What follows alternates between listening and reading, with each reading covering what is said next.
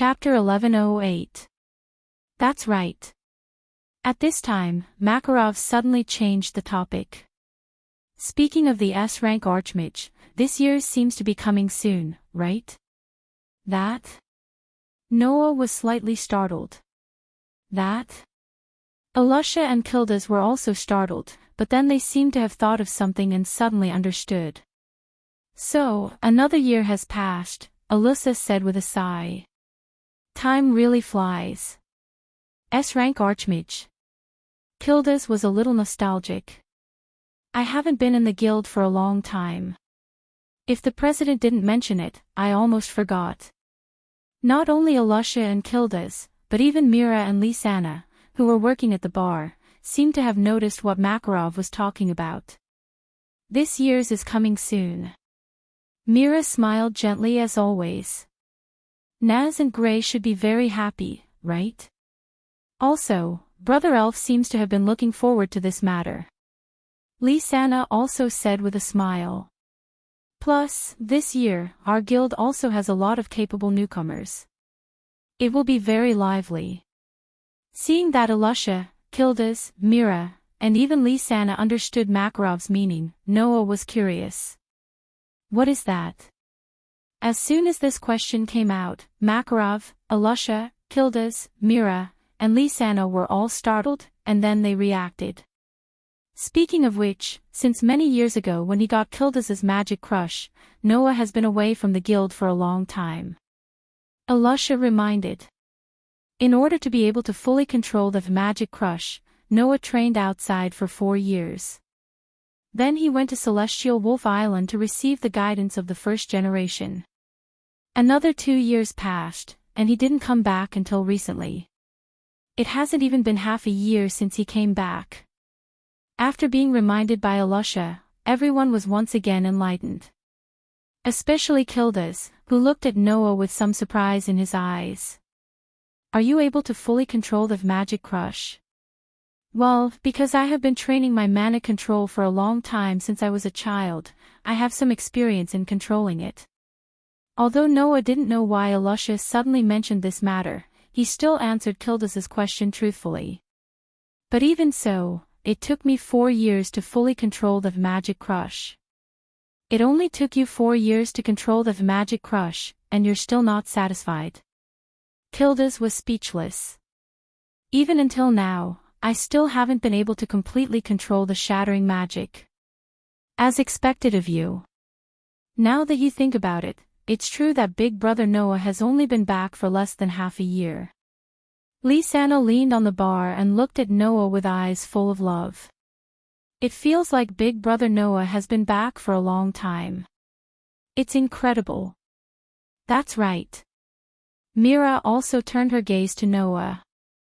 Her eyes were closed as she smiled. It's like they've been together for a long time. Alusha looked at Noah with a gentle gaze after hearing Mira and Lisanna's words. On the other hand, Makarov and Kildas snickered at Noah with a wretched expression. Noah felt a little embarrassed and could only speak up helplessly. Stop talking in riddles. Hurry up and tell me what it is. However, Noah's words did not attract the attention of the group. Instead, they fell silent. If you think about it this way, Noah. Alusha said to Noah. You're not an S-rank magic shooter yet, right? That's right. Noah asked curiously. Is there a problem? There's a big problem. Makarov shouted at Noah, not even caring about the wine glass in his hand. Noah, for the next period of time, don't do anything. Spend all your time on work. Work? Noah was stunned. But I'm not short of money. Not only was he not short of money. Noah had a treasure trove full of gold and silver that could be replenished automatically. From now on, he would not have to worry about money. Under such circumstances, why would he spend his time on work? Did he have nothing better to do? However, in the face of Noah's words, not only Makarov, but even Mira, Lisanna, and Alusha were not willing to accept it. All right, Noah, just listen to the president, Mira said gently. For the next period of time, spend all your time on work. Don't worry about anything else. This time, I won't help you, Noah, Alusha said seriously. This is for your own good. Hurry up and work hard, young man. Kilda smiled cheekily. Back in the day, I was also busy for a period of time. Everyone went through it like this. All in all, Big Brother Noah, don't worry about anything else. Work hard from now on. Lisa was even more direct. She walked out of the bar and pushed Noah's back, pushing Noah in the direction of the stairs. You've been busy in Edras for so long. Big Brother Noah, you haven't had much rest. Have a good rest today. Work hard from tomorrow onwards. Wait. Wait. Noah could only say gloomily as he was pushed away by Lisa. At least tell me what it is. All right. Lisa ignored Noah's protests and pushed Noah back into the room with a domineering look. Anyway, Big Brother Noah, have a good rest first. That's right. Thus, Noah could only return to the room with a belly full of questions.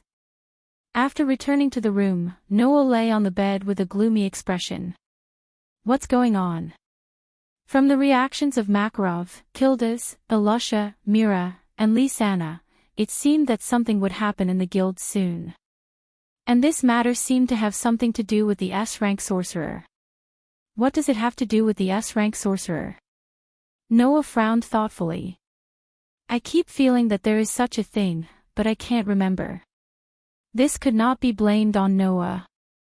After all, just as Alusha said, Noah had already left Fairy Tale for more than 6 years. He had only returned to the guild for less than half a year. Of that time, he had spent a month in another world. But because of the difference in time, it seemed like a month to others, but to Noah, it was more than half a year. In that case, Noah had not been in contact with the guild's matters for about 7 years. It was natural that he would forget something. Forget it. Since everyone has said so, it must be something important. I'll do more missions for now. Anyway, I have nothing to do. After making such a decision, Noah temporarily suppressed the depression and curiosity in his heart. Looking at the ceiling, he suddenly thought of something. Speaking of which, after leaving the dungeon, I haven't updated my ability points. After leaving the world of looking for a chance encounter in the dungeon, Noah had not updated his ability points. It was not because Noah had forgotten, but because after leaving the world of looking for a chance encounter in the dungeon, Noah had not experienced any decent battles. In the world of Elf Sword Dance, Noah had only experienced a few insignificant battles. The only battles that could be converted into experience points and ability points were the battles with Lotus and Versilia. In this world, Noah had not experienced any decent battles, and the only battles that could be considered decent were few and far between. Under such circumstances, his ability value couldn't grow much. Thus, Noah had not updated his ability points. Let's see how much my ability points have increased. After saying that, Noah stood up and took off his shirt, revealing the complicated pattern on his back that represented God's grace. After transforming the source of mana in his body into a source of divine power, Noah adjusted the divine power and made it flow throughout his body. Whing! A faint blue light bloomed. Chapter 1109. A mysterious blue light bloomed from Noah's back, illuminating the entire surrounding space. In the blue light, on Noah's back, the complicated and mysterious characters that were originally engraved around the fire-like pattern began to float, and as if they had gained life, they constantly rotated, jumped, and even changed.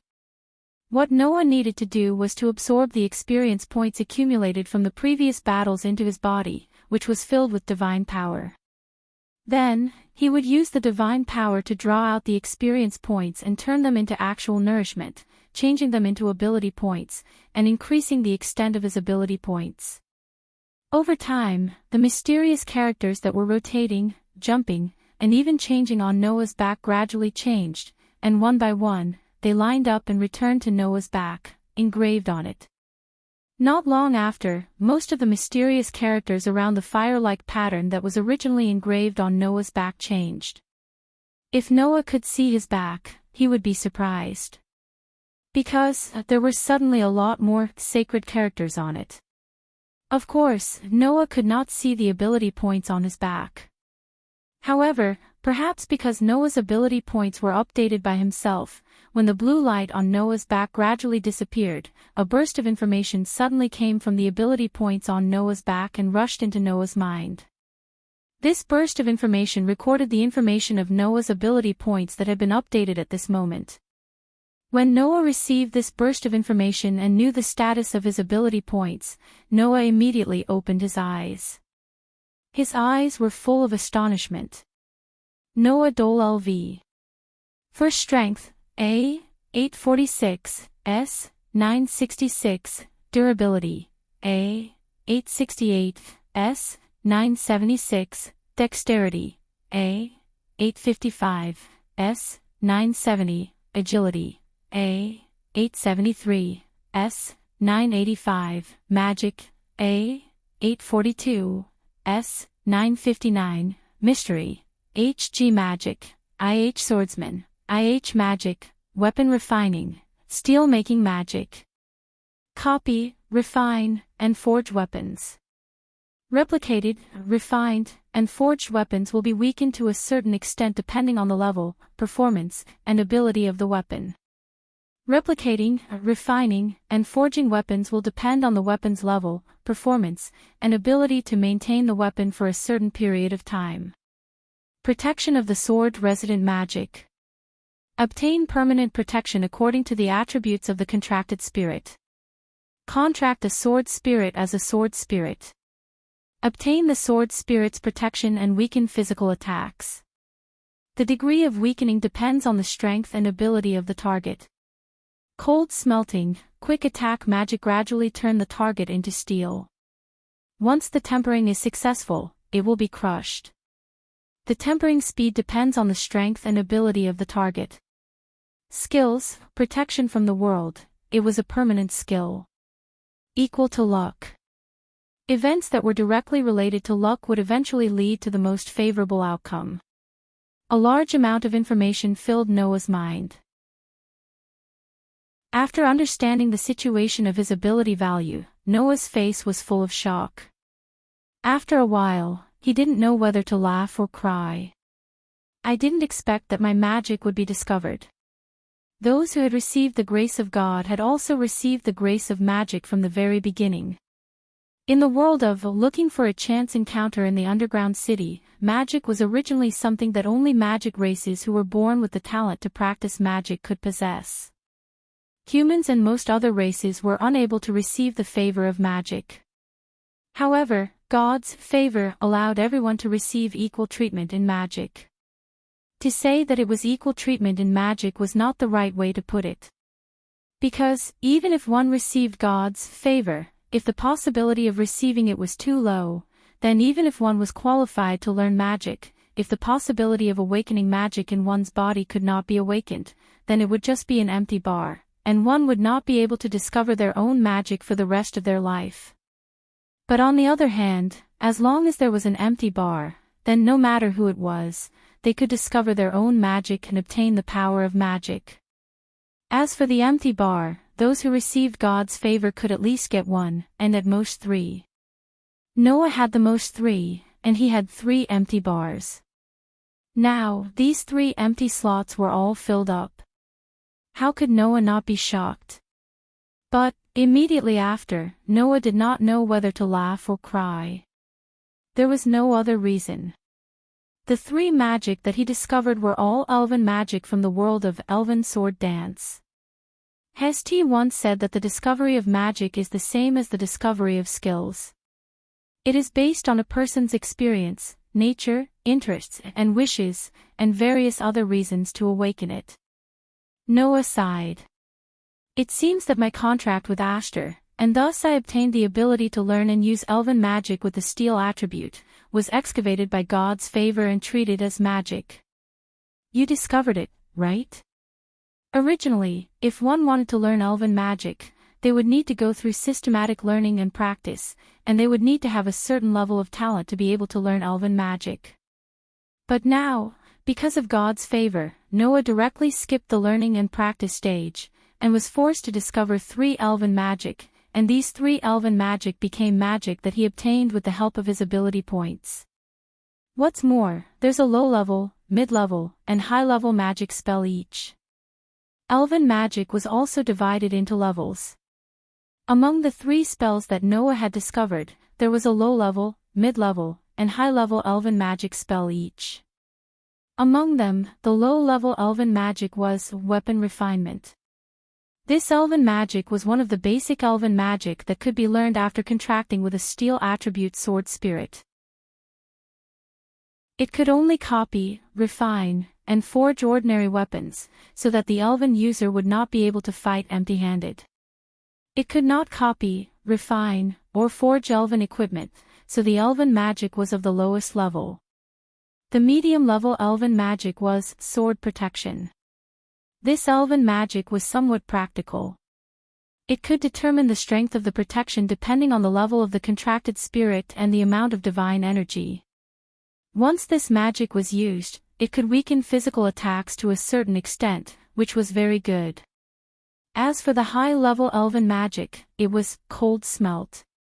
This elven magic, when Noah contracted with Aster, in order to get rid of Noah, Aster used it in the form of a sword. At that time, if it was not for Noah's curse resistance, one of his arms would have already turned into steel. Presumably, if it was a normal elven user who was subjected to this magic, they would definitely turn into cold steel in a short period of time, right? However, this powerful magic had a fatal flaw. That was, it had to come into contact with the target in order to be effective. For Noah, with such a restriction, it would be better to just directly open the Gate of Babylon, and use the violent force of his noble artifact to get rid of the enemy. As for the weapon refinement, it could only copy, refine, and forge ordinary weapons, it could not even create elven equipment. In the hands of Noah, who had an endless supply of noble artifacts, it was simply a chicken rib of chicken ribs. Therefore, among the 3 magic, the sword protection was actually a bit useful to Noah. Originally, Noah's curse resistance was already quite high, so normal people could only use physical attacks to deal with Noah. Now, with the addition of the sword protection that could weaken physical attacks, Noah was really starting to walk on the path of invincibility. However, it seems that because of the magic found in the grace, these elven magic seemed to have some changes. Noah pondered over the feedback of the ability value. After pondering for a while, he nodded. Let's try out the icy smelting first. After making up his mind, Noah immediately wanted to find something to try. However, in the next moment, something that Noah did not expect happened. Just as Noah uttered the words icy smelting, in the direction that Noah was looking at, a vase placed on the windowsill suddenly trembled. In the next second, the vase turned into heavy, ice-cold steel. Under the sunlight, it reflected a cold arc. Seeing this, Noah was stunned, then immediately, his eyes suddenly lit up. Chapter 11:10. Looking at the vase that suddenly turned into cold steel without any warning, Noah's eyes lit up. He quickly got up, went to the window, and picked up the vase. The heavy and cold feeling in his hands told Noah that the vase had indeed turned into steel. Without a doubt, the reason why the vase suddenly turned into steel could only be because Noah had activated icy smelting. But, I didn't touch the vase at all. I just looked at it unintentionally. Feeling the heavy and cold feeling of the vase in his hands, Noah's heart settled. He turned his head and looked at the other vase at the head of the bed. Normally, when magic was discovered, the incantation needed to activate the magic would also be displayed. However, Noah's icy smelting did not display the incantation. Instead, it was marked with the words, Quick Attack Magic. This proved that this magic did not need an incantation and could be activated in an instant. Then, in this case, without an incantation, what was the trigger for this magic to be activated? This, Noah also did not know. However, just now, Noah did intend to activate Icy Smelting to test the power of this high-level elven magic. In other words, the trigger for this magic to be activated came from Noah's own will. In other words, if he wanted to activate it, he would immediately activate it. At this moment, Noah took a deep breath and looked at the vase at the head of the bed. This moment, Noah's dark and deep pupils suddenly turned into a cold silver-white color, flashing with a crystal-like light. Gotcha! At the same time, on the vase that Noah was looking at, a crisp sound that sounded like ice being frozen faintly sounded. Gotcha, gotcha, gotcha. In the next moment, in the midst of the sound of ice, the vase gradually turned into cold steel starting from the base. Not long after, it was completely covered by steel. The silver-white pupils that were flashing with a crystal-like light slowly returned to the deep and calm darkness of an ancient well. However, that did not stop Noah from feeling excited. Under the situation of being discovered as a magic by grace, the cold smelting that originally required physical contact to be effective was actually effective by just casting one's gaze. Wasn't this the steel version of the demon eye of petrification? I thought this spell wouldn't be very practical. Now, I have to change my mind. Noah glanced at the vase that had turned into cold steel, and his heart skipped a beat. Bang! The vase, which had turned into cold steel, suddenly exploded into pieces and fell to the ground. This was the other effect of cold smelting. As long as it was successfully tempered, it could shatter the tempered part at any time. Noah could already imagine how desperate his enemies would be in the face of this spell. However, the speed of tempering depends on the opponent's strength and ability. The stronger the opponent, the slower the tempering speed. Even so, Noah was not disappointed. I wonder if there are any changes to the other two spells. Thinking of this, Noah put the other tempered vase back on the windowsill and removed the tempering effect. Thus, the lifeless steel vase that was just a second ago returned to its original state. After doing this, Noah sat back on the bed and stretched out a hand. Cold Smelting was a quick attack spell. It did not require an incantation and could be activated in an instant by relying on Noah's will. The Sword's Protection was a permanent spell. It did not need to be activated. From the moment the spell was cast, it would always be in effect. It would only take effect when Noah was under physical attack, weakening the physical attack that Noah was under. Only Weapon Refinement was not a quick attack spell nor a permanent spell. It also did not require an incantation. Then, what was the trigger to activate this spell? Noah seemed to understand the method as if he was enlightened. He focused his mind. At this time, in Noah's mind, the image of a sword gradually emerged. Clang! Almost at the same time, in Noah's outstretched hand, a dazzling light bloomed. The light gradually swelled and slowly elongated into the shape of a sword. Ding! A crisp sound rang out, and the light immediately dissipated into specks of light. However, a sword appeared in Noah's hand out of thin air. That sword was exactly the same as the image that appeared in Noah's mind. And this sword, the body of the sword was silver, the blade was gold, and the hilt was dark blue. The whole body of the sword was flowing with a bright golden light. Impressively, it was the Excalibur.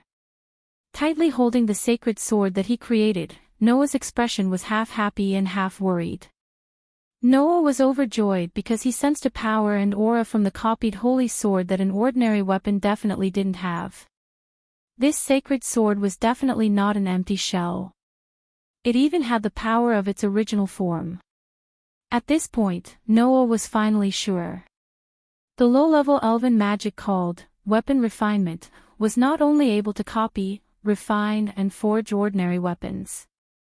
This magic could even create treasures, elven equipment, and magical weapons that belonged to the category of weapons. How could Noah not be happy? But he was worried because the sacred sword that Noah created did not have the same power as a real sacred sword. Its level has dropped by at least one level. Noah silently felt the power of the sacred sword in his hand. It is equivalent to a grade B++. Moreover, it can only be maintained for about 10 minutes. Thinking of this, the image of the sacred sword in Noah's mind slowly disappeared. The sacred sword that was quietly lying in Noah's hand suddenly followed the image in Noah's mind and gradually disappeared into thin air. Clang! However, in the next moment, another ray of light bloomed in Noah's hand. However, this time, the ray of light bloomed on Noah's entire arm and condensed into form. When the ray of light dissipated, a pair of gauntlets appeared on Noah's hand. A pair of ferocious dragon claws, with a green jade gauntlet on the back of the gauntlet. It was the Red Dragon Emperor's boosted gear. Even the sacred gear can be created. Noah closed his eyes and felt the power of the gauntlet. However, the multiplier effect can only be stacked 5 times at most. The duration is also only 10 minutes. I can't use the balance breaker either. The power is also weakened. Letting the Red Dragon Emperor's boosted gear disappear along with the image in his mind, Noah's mind was once again filled with the image of a pair of beautiful light wings. A ray of light flashed behind Noah's back and turned into a pair of white wings that seemed to have been carefully made. The surface of the wings was like a light film that flashed with a faint blue light. Other than the White Dragon Emperor's light wings, divine dividing, that was opposite to the Red Dragon Emperor's boosted gear, what else was there? The halved effect can only be stacked 5 times at most. The duration is still 10 minutes, and I can't use the balance breaker either. In just a moment, Noah knew the limitations of the White Dragon Emperor's light wings, divine dividing. However, as long as it is in the category of a weapon, it can be created. This, I understand. Other than that, Noah also understood another thing. That was, unlike the icy smelting, the reason why the weapon refinement magic was able to replicate and create weapons with power, such as noble artifacts, elven devices, and magical weapons was not because it was discovered as magic by the grace. The reason why the weapon refinement had such a huge change was because of one of Noah's development abilities that had not been used until now. Mystery. This development ability that could allow people to create miracles like God was the reason why the weapon refinement had such a huge change.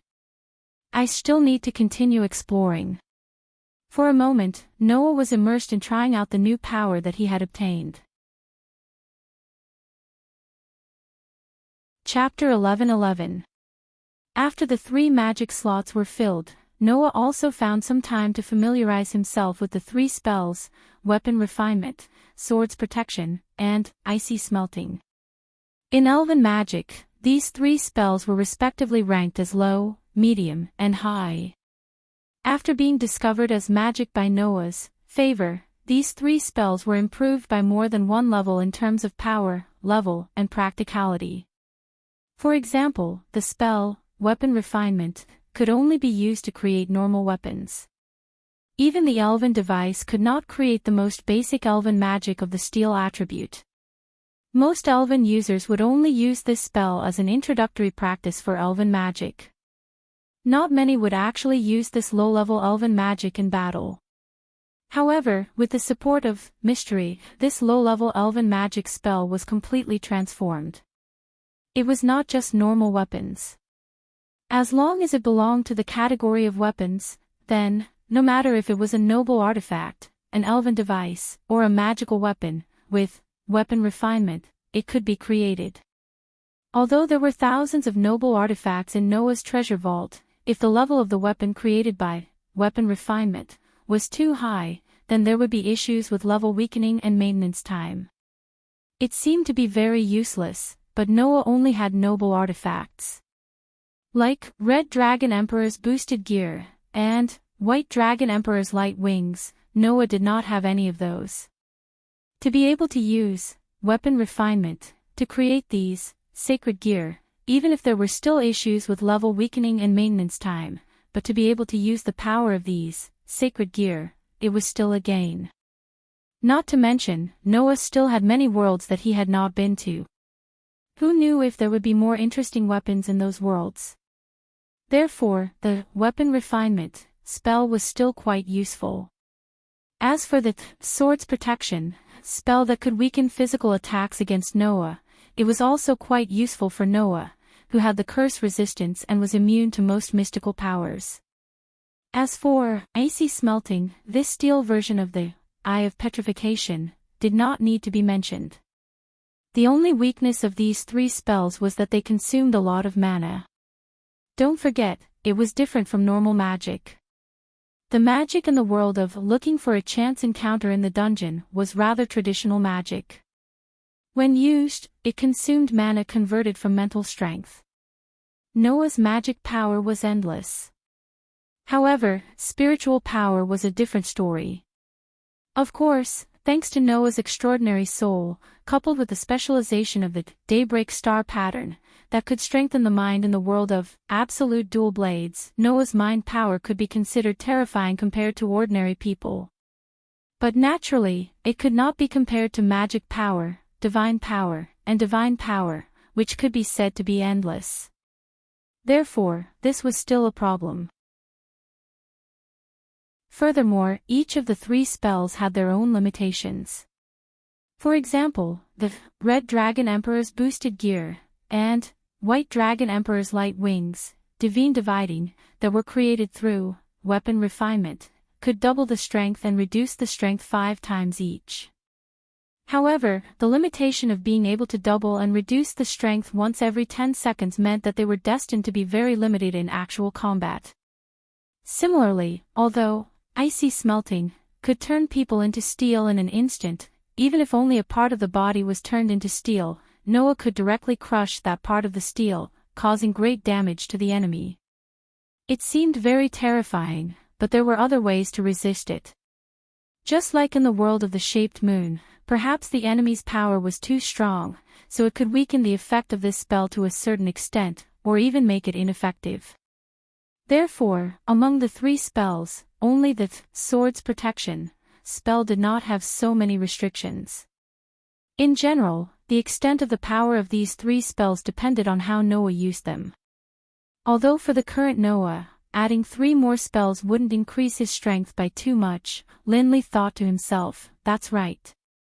After all, it was only 3 spells. After spending some time familiarizing himself with these 3 spells, Noah began his busy life. To be more precise, it was under the supervision of Mira, Lisanna, and the others that he lived a busy life. I'm back. After coming in from outside, Noah slowly exhaled and greeted his companions in the guild. Big brother Noah, welcome back. Lisanna, who was busy at the bar, immediately put down what she was doing and took out a thick stack of papers from the bar counter. She smiled sweetly in front of Noah. Is the work done? Yes. Noah nodded. It's not very difficult work, I've already finished it. Is that so? Lisanna nodded thoughtfully, then took out a piece of paper from the stack of papers in her arms and handed it to Noah with a smile. Then, the next job is this. More? Noah's face was bitter. I've already done 3 missions today. Well, those 3 missions are just a piece of cake for Big Brother Noah. Why don't you do more? Lisanna looked as if she was worried about her husband's career. After stuffing the commission into Noah's arms, she pushed Noah out. Anyway, Big Brother Noah doesn't look tired at all. There's nothing to do in the guild anyway, so work harder. Yes, yes, yes. Noah could only helplessly take the commission and leave the guild under Lisanna's smiling gaze. Mira, who was also busy at the bar counter, smiled knowingly. The rest of the companions looked at each other. Why does it feel like Noah has been working recently? Lucy asked curiously. Could it be that Noah is short on money? Who knows? Gray crossed his arms and teased. Maybe he's planning to collect money for a wedding. That's hard to say. Wedding. When she found that her friends were looking at her strangely, she coughed awkwardly and pretended to be serious and said, I'm sorry, but I'm sorry, but I'm sorry, but I'm sorry, but I'm sorry. Unfortunately, this time, you guessed wrong. Noah is busy with work because of something very important.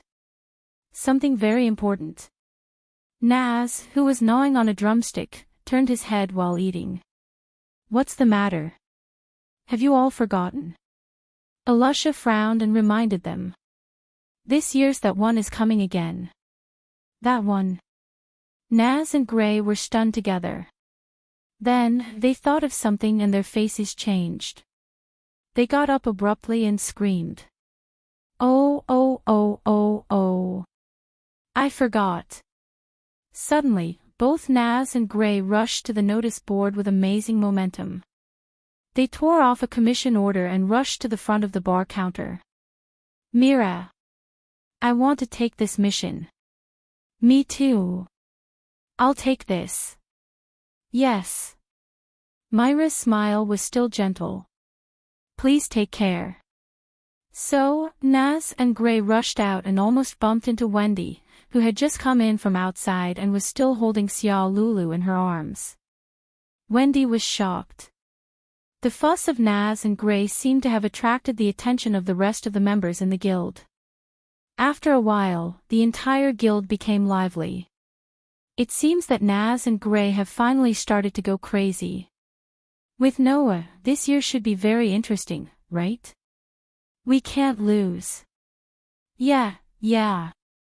In conversations similar to the above, some people continued to talk and laugh, while others, like Naz and Gray, rushed to the mission board where the commission order was posted, and it became crowded. Seeing this scene, Wendy and Lucy were puzzled.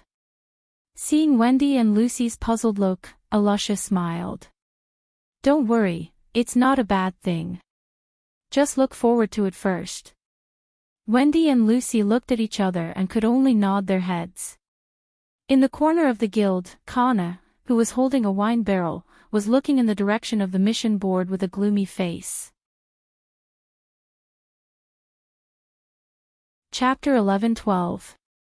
As the entire fairy tale fell into an unprecedented situation, or perhaps it could be said to be as lively and noisy as ever, in the following period of time, many sorcerers in the guild, including Noah, began to crazily complete quests.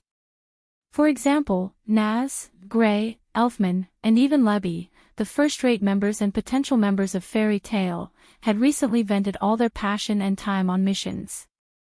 On the other hand, Mikao, Wakaba, Wendy, Lucy, and the rest of the Fairy Tale veterans and rookies were the same as before.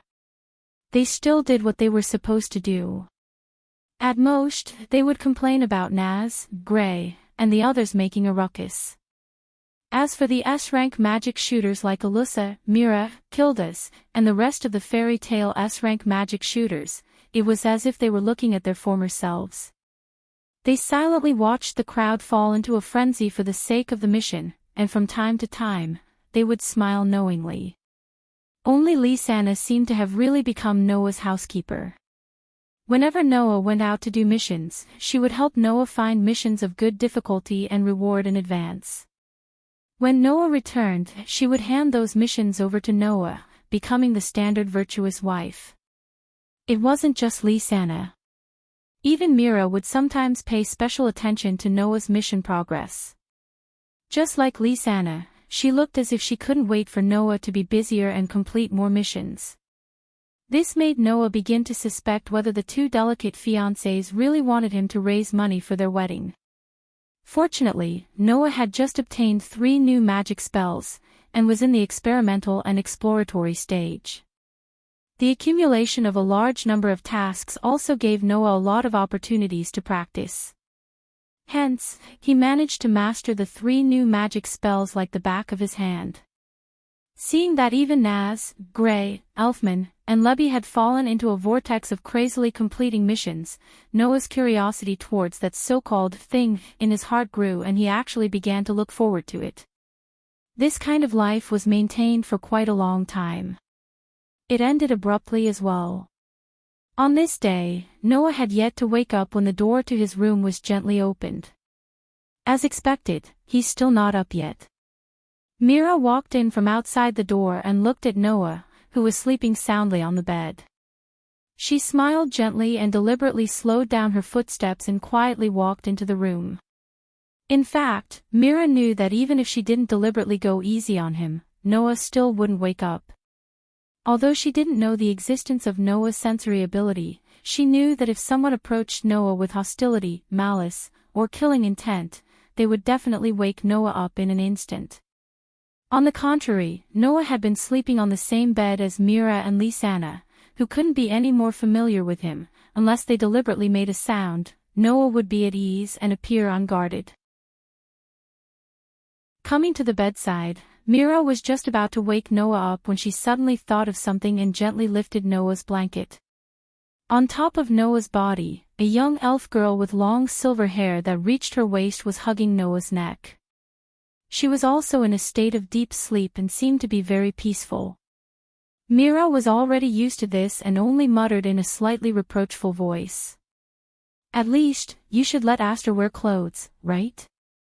Almost every morning, Aster would remove his sword form and transform back into his human form, burrowing into Noah's bed under the pretext of accompanying him to sleep. If it weren't for the recent missions, either Mira or Lisanna would wake Noah up in the morning. When Aster woke up, he would definitely have the mission of waking Noah up. Moreover, he would do it in a way that would make Mira and Lisanna envious. But recently, this mission had been taken over by Mira and Lisanna. Even Wendy couldn't get in on it, much to Aster's dissatisfaction. Moreover, Aster was someone who got jealous easily and had rich feelings that were far from what he appeared to be on the surface. Recently, he had been at loggerheads with Noah quite a bit. Of course, in the eyes of others, Aster's loggerheads were all kinds of cute. That was why even Lisanna couldn't bring herself to hate Aster, let alone the gentle and kind Mira. On the contrary, she liked the petite and cute Aster and almost raised her as her own daughter. Mira stroked Aster's head lightly, then looked at Noah and shook his body. "Noah, it's time to wake up." Noah's brows were clearly furrowed, but he didn't wake up. Instead, he slept even more soundly. "Don't sleep, Noah." Mira could only increase her strength. "Today is a very important day. You can't sleep anymore." "Ugh." Noah finally let out a groggy sound. His eyelids fluttered a few times, but in the end, he didn't wake up. "Seriously," Mira said helplessly. "If you don't wake up soon, I'm going to do something bad." With that, Mira looked at Noah's lips. Her eyes flickered a few times, and she couldn't help but kiss them lightly. However, before Mira could leave Noah's lips, one of Noah's hands suddenly reached out and grabbed Mira's slender waist. In turn, he pried open Mira's teeth and captured her lips and tongue. Ugh! Mira didn't know what to do and subconsciously struggled. After a while, she stopped and closed her eyes, passively accepting Noah's domineering kiss. After an unknown amount of time, Noah and Mira's lips finally parted slowly. "Ha!" Mira couldn't help but gasp. Then, she saw Noah's slightly mischievous gaze and smile. How was he as muddle-headed as before? Noah had clearly woken up a long time ago and was purposely messing with Mira. Realizing this, Mira puffed up her cheeks and said angrily, "Noah, you've become naughty." "Is that so?" Looking at Mira's cute puffed-up cheeks, Noah couldn't help but reach out and pinch Mira's nose. "Then, do you like it?" "I hate it the most." Mira rolled her eyes at Noah. Then, she knocked on Noah's chest. "Hurry up and let go. Now." Noah blinked. can't we stay like this for a while longer? No, Mira reached out her finger and tapped Noah's nose. The anger on her face turned back to her usual gentleness. If you don't let go, someone is going to get angry. After saying this, a cold gaze landed on Noah. Noah's eyelids twitched. He stiffened his neck and looked to the side. There, Aster looked at Noah without saying a word. His entire body was filled with an indescribable boldness. That boldness was all transformed from anger. Because, in order to tease Mira, Noah squeezed the sleeping Aster out when he hugged Mira. While this woke Aster up, it also made him angry. Master. Aster stared at Noah expressionlessly. I was squeezed out. That. Noah laughed dryly. I didn't do it on purpose, Master. Aster still stared at Noah expressionlessly. I was squeezed out. Ah. The corner of Noah's mouth twitched as he said resentfully. That's why I didn't do it on purpose, Master. Aster interrupted Noah's explanation and stared at Noah. I was squeezed out. Okay. Noah could only helplessly lower his head. It's my fault, Aster. Forgive me. Only then did Aster's cold expression slightly ease up, making Mira unable to restrain a smile. Aster glanced at Mira. Then, he hugged Noah's neck and declared. This is my master. I won't steal Aster's master. Mira smiled.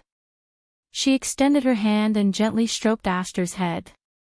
However, Noah belongs to all of us. You can't monopolize him. At that moment, even Aster couldn't resist Mira's gentle aura. He was speechless. Seeing this, Noah couldn't help but laugh.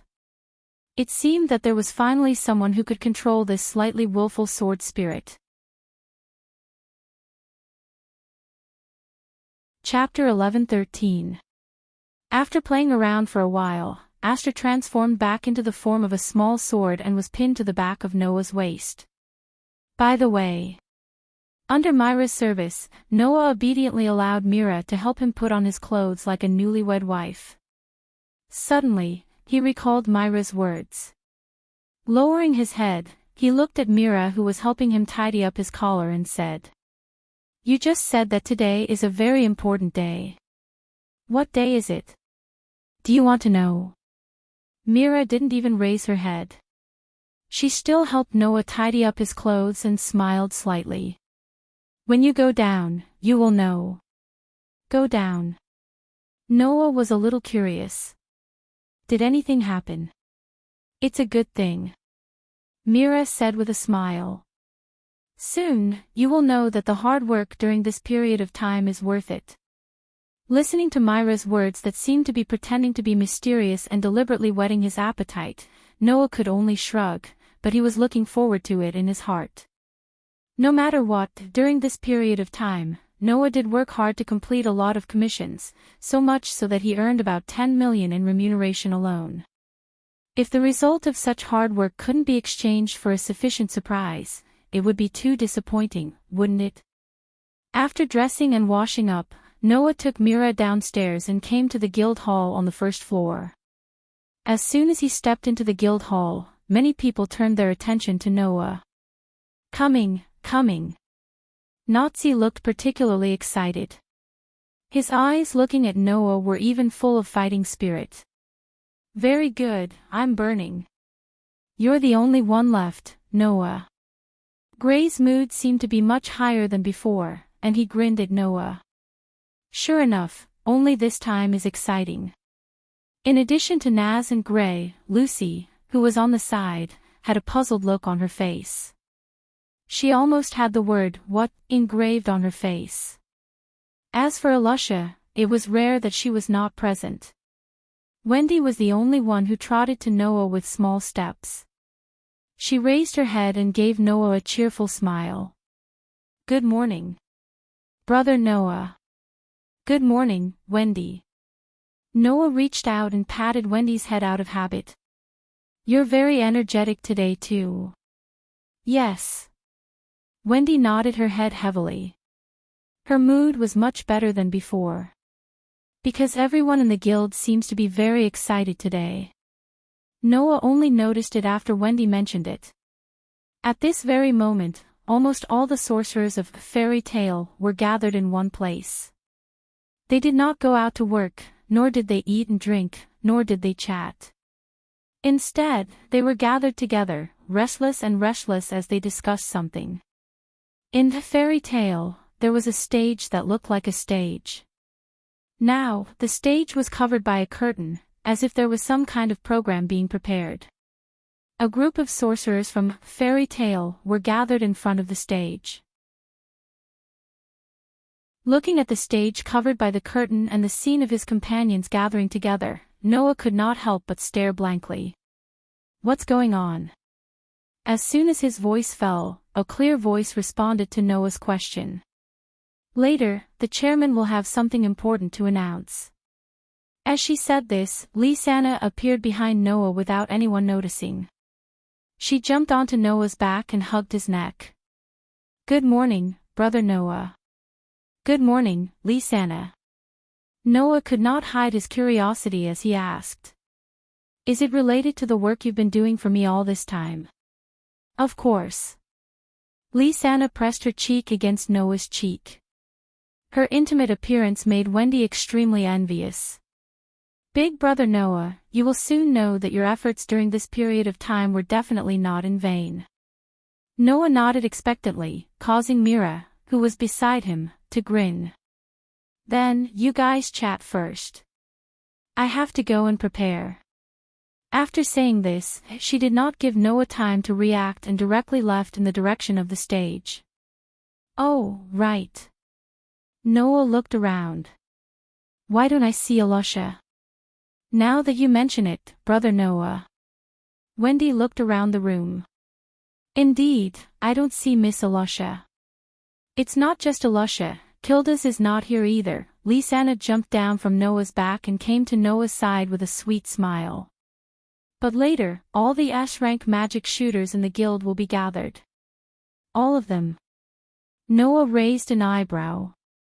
It seemed that something important was going to happen today. As time passed, the atmosphere in the guild became more and more lively. Noah, Lysana, and Wendy chatted intermittently. It was rare for them to be so relaxed.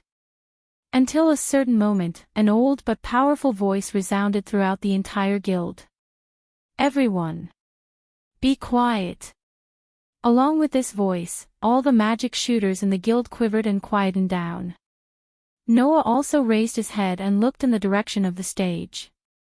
Under the watchful eyes of everyone present, the curtain on the high platform slowly rose. In the next moment, a few figures appeared on the stage one after another. The one in the lead was naturally Makarov. Behind Makarov, 4 figures stood side by side. Alusha. Mira. Kildas. The 3 active S-rank magic shooters belonging to Fairy Tale were led by Makarov, the guild's president, and lined up behind him. In addition to Alusha, Mira, and Kildas, there was one more person. A person who surprised everyone present. Noah, in particular, almost subconsciously cried out in surprise. Laxus. Impressively, it was the president of Fairy Tale, the grandson of Makarov, one of the 10 Saint Magi, and Noah's sworn brother, Laxus Doria. Laxus. Naz, Gray, Lucy, and the others were shocked. Even Lysana didn't seem to know that Laxus would appear here and exclaimed, "Why is he here?"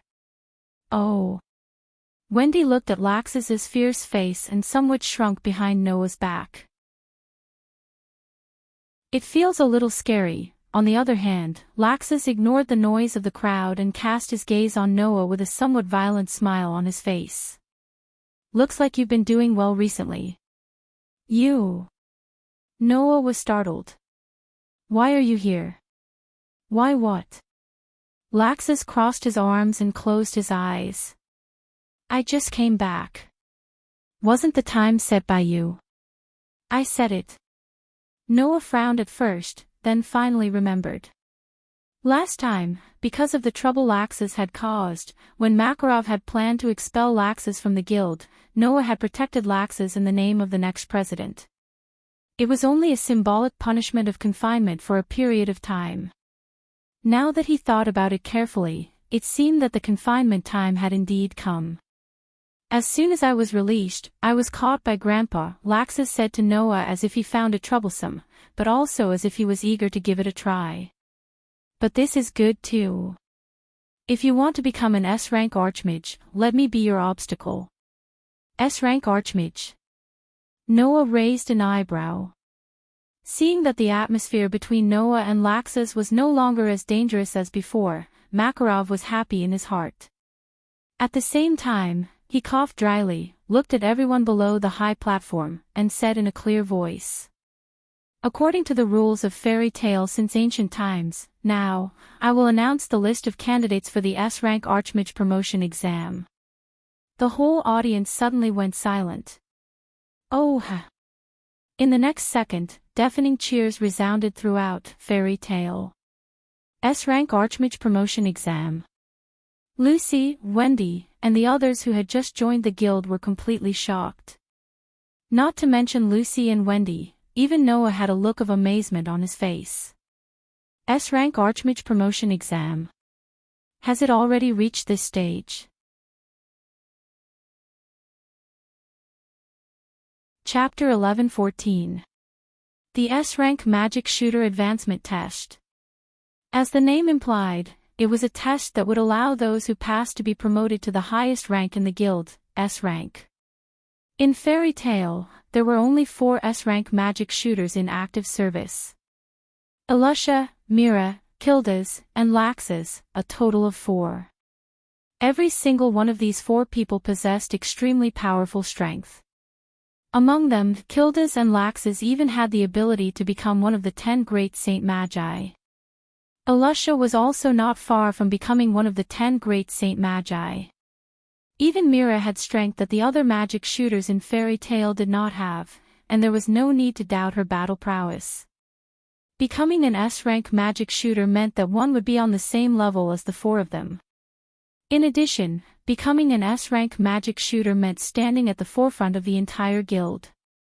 They could also undertake S-rank missions, SS-rank missions, 10-year missions, and even 100-year missions, and other missions with high difficulty and generous rewards.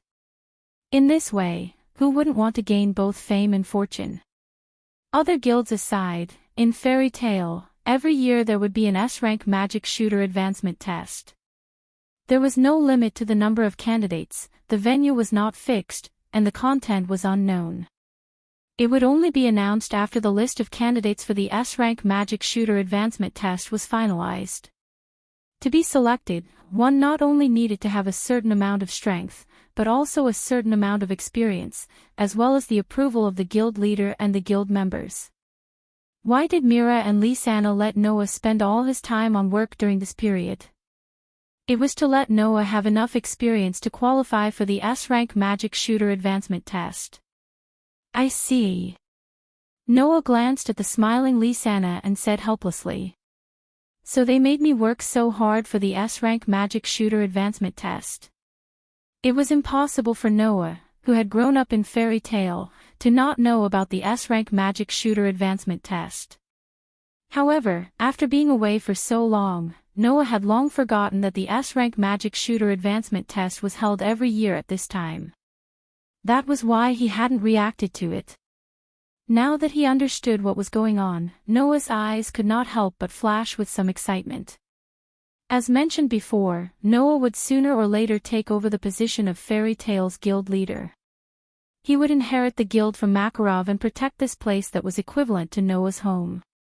As for the previous 3 presidents of Fairy Tale, almost all of them were famous figures. If Noah were to become the 4th guild leader, he could not let his position fall. That was why Noah's initial goal was to become an S-rank magic shooter. Now, the moment had finally arrived. Even Noah couldn't help but feel excited.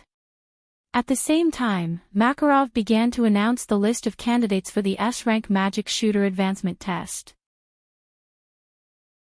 This year, there are a total of 7 Magic Shooter Advancement Magic Shooters.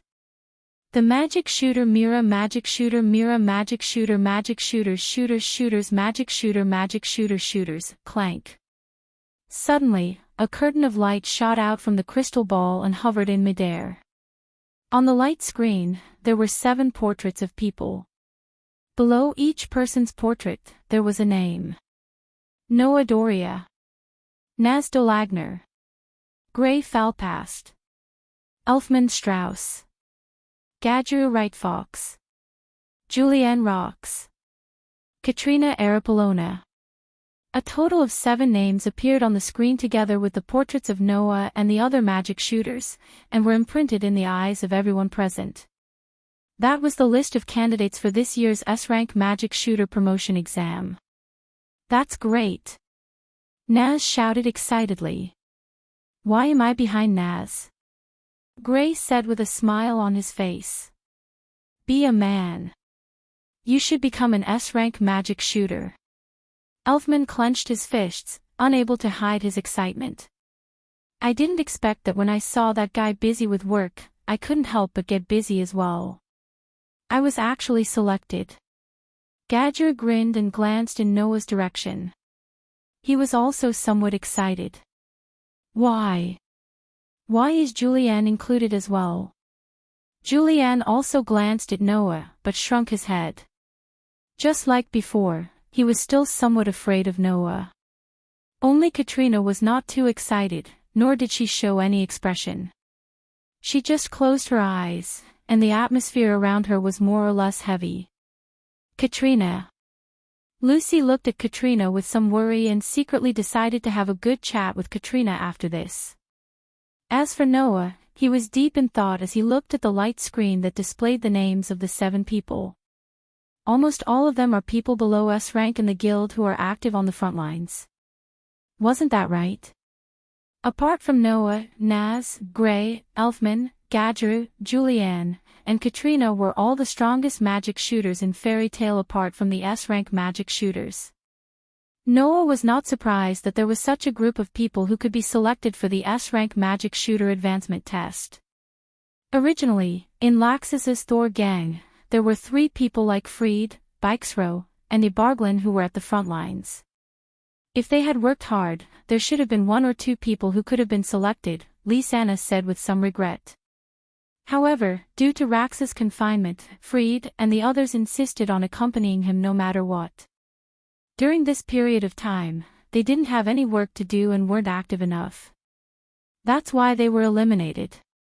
Noah nodded in understanding and cast his gaze on the high platform. There, Makarov raised the crutch in his hand and pointed at the light screen next to him. The selected magic shooters will have a period of preparation time. Before the preparation time is over, everyone must choose a partner in the guild. Partner. Noah's heart skipped a beat. In other words, the S-rank magic shooter advancement test this time is actually a pair of 2. That's right. On the high platform, Alusha nodded and affirmed Noah's words. There are 2 rules for choosing partners. First, you can't choose an S-rank magic shooter as your partner. Second, you must be a magic shooter in the guild. Then, where is the test venue? Gray raised his hand. Where is the test venue? Hearing this, Mira, who was holding the crystal ball in her hand, smiled. This year's test venue is Celestial Wolf Island. Celestial Wolf Island. Everyone suddenly became thoughtful. Celestial Wolf Island. Noah was a little surprised. According to Noah, our guild's first chairman seems to still exist on Celestial Wolf Island. Makarov said in a loud voice. Therefore, this time's test venue was chosen on Celestial Wolf Island to let the first chairman witness the growth of the new generation of Fairy Tale. Do you all understand? Yes. The magic shooters in the guild responded loudly. Perhaps it was precisely because they wanted to let the first chairman of Fairy Tale witness the growth of the new generation in the guild that the candidates for the S-rank magic shooter advancement test this time were the best in the guild in terms of battle prowess. Otherwise, a sorcerer like Levi, who had been working hard recently, should have been able to get 1 or 2 people selected because of her active activities. As for the specific test content, it will be announced after we depart for Celestial Wolf Island. Alusha suddenly smiled. One thing is certain, and that is, in front of you, there is a checkpoint set by us S-rank magic shooters waiting for you to challenge. That's right. This sentence made all the candidates, except for Noah, break out in a cold sweat. Laxus looked at Noah with an imposing smile on his face. I'll be waiting for you on Celestial Wolf Island. Hearing Lax's words, Noah also smiled, not to be outdone. Anytime. At this point, the S-rank magic shooter advancement test officially began. Chapter 11:15. If it's me, of course, it's hubby. Not long after the announcement of the S-rank magic shooter promotion exam, Nazi raised his head and puffed out his chest and shouted. Besides hubby, who else is suitable to be my partner? Love. Hubby was also full of fighting spirit and raised a hand. I will definitely make Nazi an S-rank magic shooter. Is it that easy? Lucy was not optimistic about Nazi. This time, Noah will be taking part in the S-rank magic shooter promotion exam. Yes. Wendy also expressed her own opinion, which was rare for her. Brother Noah is the best. He will definitely become an S-rank magic shooter. That's not necessarily true. Gray glanced at Noah and grinned. The content of the exam is not necessarily a battle. Even if it is a battle, we won't easily admit defeat. That's right. Elfman made a perfect posture to show his muscles. A real man shouldn't admit defeat before the battle even begins. Or rather, I will never lose. Nazi pointed to Noah, who was sitting innocently at the side, and made a declaration. Noah, just you wait. After that, Nazi no longer said anything and ran straight out of the door. Since you have decided, then don't waste time. Hurry up and practice. Love. Hubby flew out without any hesitation. Together with Nazi, they disappeared in the direction of the door in the blink of an eye. That idiot. Gray had a look of contempt on his face. There is not much time left before the S-rank magic shooter promotion exam. How much strength can he gain by practicing at this time? When the time comes, his body will be damaged and he will suffer. Well, that's Nazi's style. Noah smiled. If he is allowed to sit idle in the guild and at home, then his state may weaken. That's true. Lucy couldn't help but smile, and then she looked at Noah curiously. Then, Noah, have you decided on your partner? Do you even need to ask? Gray asked as if he already knew the answer. Since the S-rank magic shooter promotion exam can't choose an active S-rank magic shooter as a partner, without Mira, Noah's partner must be Lysana, right? Ahaha. Wendy laughed in agreement. After all, she is his fiancée. However, when everyone thought that Noah's partner was Lysana, Noah shrugged. Unfortunately, you guessed it. My partner is not Lysana. Not Lysana. Wendy, Lucy, Gray, and the others were stunned. Obviously, no one thought of this possibility. What's wrong? Noah asked. Is it strange that I am not Lysana? That's right, Lysana, who was sitting next to Noah, also protested. It's not like I can only be brother Noah's partner, right? But, isn't this too strange? Lucy said, not surprised. It's fine if it's Noah, but Lysana doesn't want to be Noah's partner. What do you mean it's fine if it's Noah? Lysana puffed up her cheeks and said with some dissatisfaction. Don't make it sound like I can't leave brother Noah, okay? Lysana, who said this, kept sticking to Noah's side, unwilling to leave. It was not persuasive at all. Then, Elfman added this sentence to expose Lysana's identity. Lysana originally wanted to be Noah's partner, but I, as a man, begged her for a long time before she reluctantly agreed to be my partner. Hearing this, the crowd finally understood. Brother Elfman. Lysana glared at Elfman angrily. Why did you expose me? What do you mean by expose? Elfman said matter-of-factly. A man should be upright and honest. But I'm not a man. Lysana almost went crazy. Seeing this, everyone smiled knowingly. Then, they all reacted. Does this mean that Lysana will be Elfman's partner? Lucy looked at Noah curiously. Then, Noah, have you decided on your partner? Yes. Noah nodded and then looked at Wendy, who was sitting on the other side of him. He reached out and put his hand on her head. I've decided that Wendy will be my partner. This time, not only Lucy and Gray, but also Lysana and Elfman were surprised. Me? Wendy herself couldn't help but be startled. When she finally reacted, her eyes widened in an instant, and she was at a loss for what to do. Obviously, she didn't expect Noah to choose her to be his partner. What's wrong? Noah blinked at Wendy. Wendy, are you not willing to be my partner? Of course not. Wendy answered without thinking. But after a while, she lowered her head and pointed at her fingers. But I'm not as good as everyone else. I can't help Brother Noah at all. That's where you're wrong, Wendy. Noah patted Wendy's head and said. You're a magic shooter of the Dragon Slayer. Even if your battle strength isn't guaranteed, your magic shooter of the Dragon Slayer is the real deal. It can provide support in all aspects, and I don't lack battle strength. With you helping me, I'll be more at ease. Really? Wendy's expression was like the sun after the rain, and she became excited. I understand. I'll do my best to help Brother Noah. Good girl. Noah rubbed Wendy's head dotingly, causing her to blush. But she didn't look unwilling at all. Instead, she looked like she was enjoying it. That's great. Lysana looked on enviously. I also want to be in Brother Noah's team. Wait, Lysana. Elfman immediately protested. You've already agreed to be my partner. A man has to keep his word. That's why I'm not a man.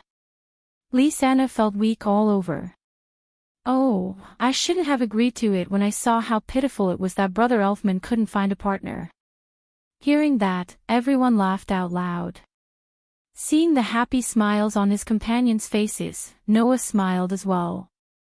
His gaze, however, turned to the door and looked at the sky outside. Celestial Wolf Island. To Noah, Celestial Wolf Island wasn't just the holy land of fairy tale and the resting place of the first chairman. It was also a turning point in his life. It was on Celestial Wolf Island that Noah first encountered the world fragment and met the first chairman, Mavis. From then on, he embarked on his journey to various worlds. That was why Celestial Wolf Island was a very special place to Noah. However, when he thought of that island that was like a paradise, Noah didn't know why he felt uneasy. Lysana, who noticed that something was wrong with Noah, asked curiously. Brother Noah, what's wrong? Lysana's voice attracted everyone's attention to Noah. What's wrong? Gray deliberately teased. Don't tell me you're nervous. Nervous? Lucy seemed to be amused as she waved her hand. How could Noah be nervous? This time, the person most likely to pass the S-rank magic shooter promotion exam is Noah, right? Even a man will be nervous, Elfman said seriously. If he's nervous, then it proves that Noah is a man. What are you talking about? Noah didn't know whether to laugh or cry as he shook his head.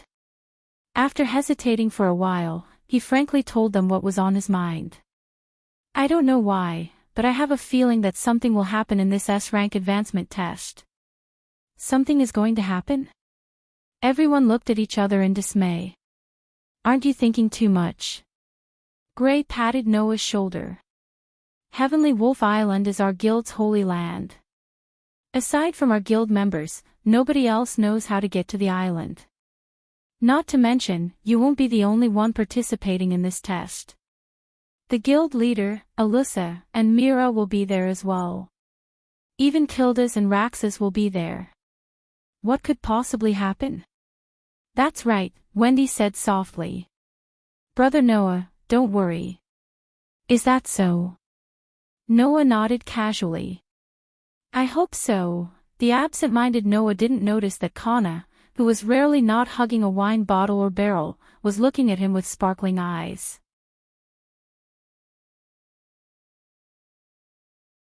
Chapter 11:16.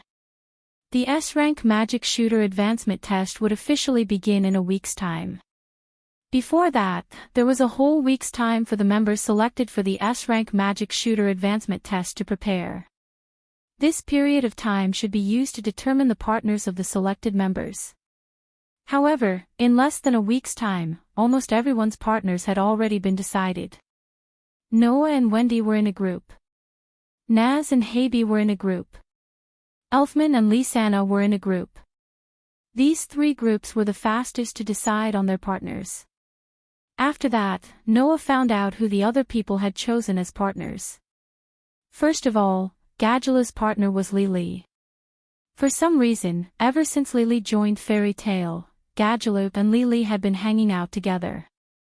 They even teamed up when they worked, and it was as if they regretted not having met earlier. Therefore, this time, Gadula did not hesitate to choose Lily as his partner. Lily also agreed without any hesitation and officially formed a team. After that, Julian chose Levi as his partner. According to his companions in the guild, ever since he came to Fairy Tale, Julian had been traumatized by Noah's beating. He had chosen to quietly stay in a corner of the guild and did not communicate with anyone. And the one who broke this state was Levi. Lebby was the first person in Fairy Tale to strike up a conversation with Julian and become friends with him. Thus, under Levi's lead, Julian gradually began to integrate into the guild. Naturally, Julian chose Levi as his partner, and the kind-hearted Levi did not have any intention of refusing and directly agreed. In the end, Gray's partner was Freed. Due to Lox's confinement, Freed hadn't been very active in the guild recently. As a result, even though he possessed strength comparable to many of the people who had been selected for the S-Rank Great Wizard Advancement Test, he hadn't been selected. However, even though he was not selected, as a partner, Freed was definitely the best choice. Therefore, Gray specifically sought out Thor Castle and invited Freed to become his partner. Considering that Laxus would also be heading to Skywolf Island, Freed didn't reject Gray's invitation. At this point, apart from Kana, the partners of the other 6 candidates for the S-Rank Magic Shooter Advancement Test had all been chosen. On the other hand, Elusha, Mira, Kildas, Laxus, and the other active S-Rank Archmages went to Skywolf Island first to set up the venue for the S-Rank Archmage Advancement Test. They even brought Bikesro, Alba, and Jerlin there, leaving only the president, Makarov, to wait for a week to pass before bringing the candidates to Skywolf Island. After all, there was a very secretive barrier set up around Celestial Wolf Island that could prevent any magic from detecting its existence.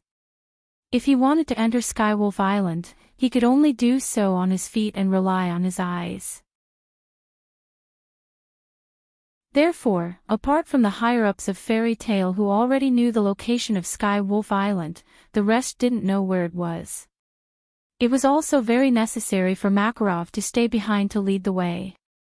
Just as the entire guild was in a lively discussion about the S-Rank Magic Shooter Advancement Test, Noah walked out of the guild's gate alone. Looking at the distant horizon, his mind became more and more restless.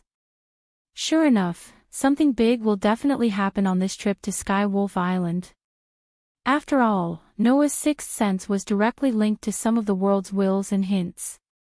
It couldn't be more accurate. Since it could make Noah so restless for no reason, then something big was definitely going to happen. Something that even Noah had no choice but to treat seriously.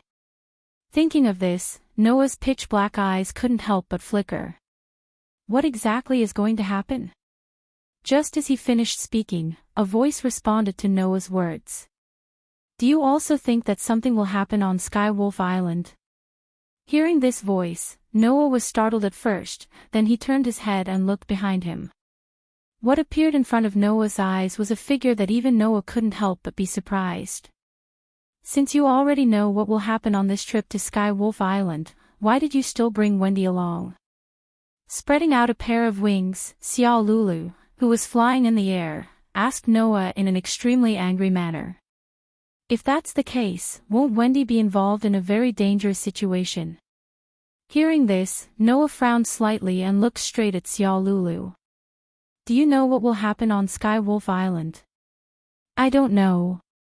Xiao Lulu bit her lip and said rather helplessly. I can only see some very scattered fragments, very bad fragments. Fragments? Noah asked doubtfully. What do you mean? The Queen of the Transcendents should have told you that she has some kind of ability to predict the future, right? Xiao Lulu said. Although I don't know why, I seem to have this ability too. Xiao Lulu's words made Noah's heart skip a beat. I don't know what will happen on Skywolf Island, but I can be sure that it won't be anything good. Xiao Lulu's face was tense. Even if that's the case, do you still want to let Wendy go to such a dangerous place? Regardless of whether there is danger on Skywolf Island or not, it would be more reassuring to have Wendy by my side, right? Noah relaxed his furrowed brows and looked at Xiao Lulu. Or, if I don't bring Wendy by my side and let you accompany her, do you have a way to ensure that Wendy will be fine if something happens? Xiao Lulu was instantly speechless. Since we've already confirmed that something will happen on Skywolf Island, then I have to make this trip. Noah glanced at Xiao Lulu. If you don't feel at ease, then you can come with me. Then let's do this. Xiao Lulu muttered to herself for a while and could only agree helplessly. When the time comes, I'll go with you. After saying this, Xiao Lulu turned around and flew back into the guild. After watching Xiao Lulu leave, Noah was just about to follow her back into the guild when another figure walked out. Noah stopped in his tracks. Kana. Noah's call did not attract Kana's attention. No. It should be said that from the beginning, Kana had been watching Noah and was walking towards Noah. It was obvious that she was coming for Noah. However, what made Noah stop in his tracks was not Kana's approach, but the expression on Kana's face. It was as if she was in a dilemma, as if she was about to say something difficult. It was a very complicated and struggling expression. Noah could not ignore this expression. Thus, Noah stopped in his tracks. Under such circumstances, Kana arrived in front of Noah, but her eyes did not dare to look in his direction. She lowered her head and spoke in a low voice. Noah. Noah, Kana. Noah looked straight at Kana. What's the matter? Kana tightened her arms and spoke with difficulty. Can I ask you for a favor? Go ahead. Noah nodded without hesitation. As long as I can do it, I'll definitely help you. These words made Kana's eyes become gloomy and uncertain. After a while, Kana finally raised her head and looked straight at Noah. Even if I ask you to give up on the S-Rank High Mage Advancement exam, will it still be the same? Give up on the S-Rank High Mage Advancement exam. Noah froze. I have to become an S-Rank High Mage. Kana bit her lips. But if you are here, I feel that I won't have a chance of winning. Thus, Kana could only ask Noah to give up on the S-Rank High Mage Advancement exam. Noah understood her meaning. The reason? Noah was silent for a while before speaking. What's the reason? Kana was silent. But Noah could feel the struggle in Kanna's heart. After a while, Kanna's body suddenly relaxed and she forced a smile. "I'm sorry, forget what I just said." Leaving behind these words, Kanna returned to the guild without looking back. Looking at Katana's back, Noah's eyebrows furrowed tightly. What was going on?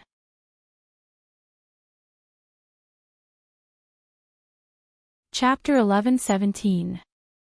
It would be a lie to say that Noah didn't care about Kanna's abnormality. Although she wasn't as close as Alusha and Gray, Kanna was Noah's childhood friend. They were partners that grew up together, so how could he not care about Kanna's abnormality? Thus, after that, Noah always wanted to talk to Kanna again. Who knew, maybe Kanna already knew about Noah's plans, but in the following week, she didn't show her face in the guild at all. Noah even went to Kanna's place to look for her, but in the end, Kanna didn't seem to be at home, so Noah could only give up helplessly. Later, Noah found out that Kanna had actually been staying at Lucy's house for the past week. After that, he heard the news that Kanna and Lucy had formed a team.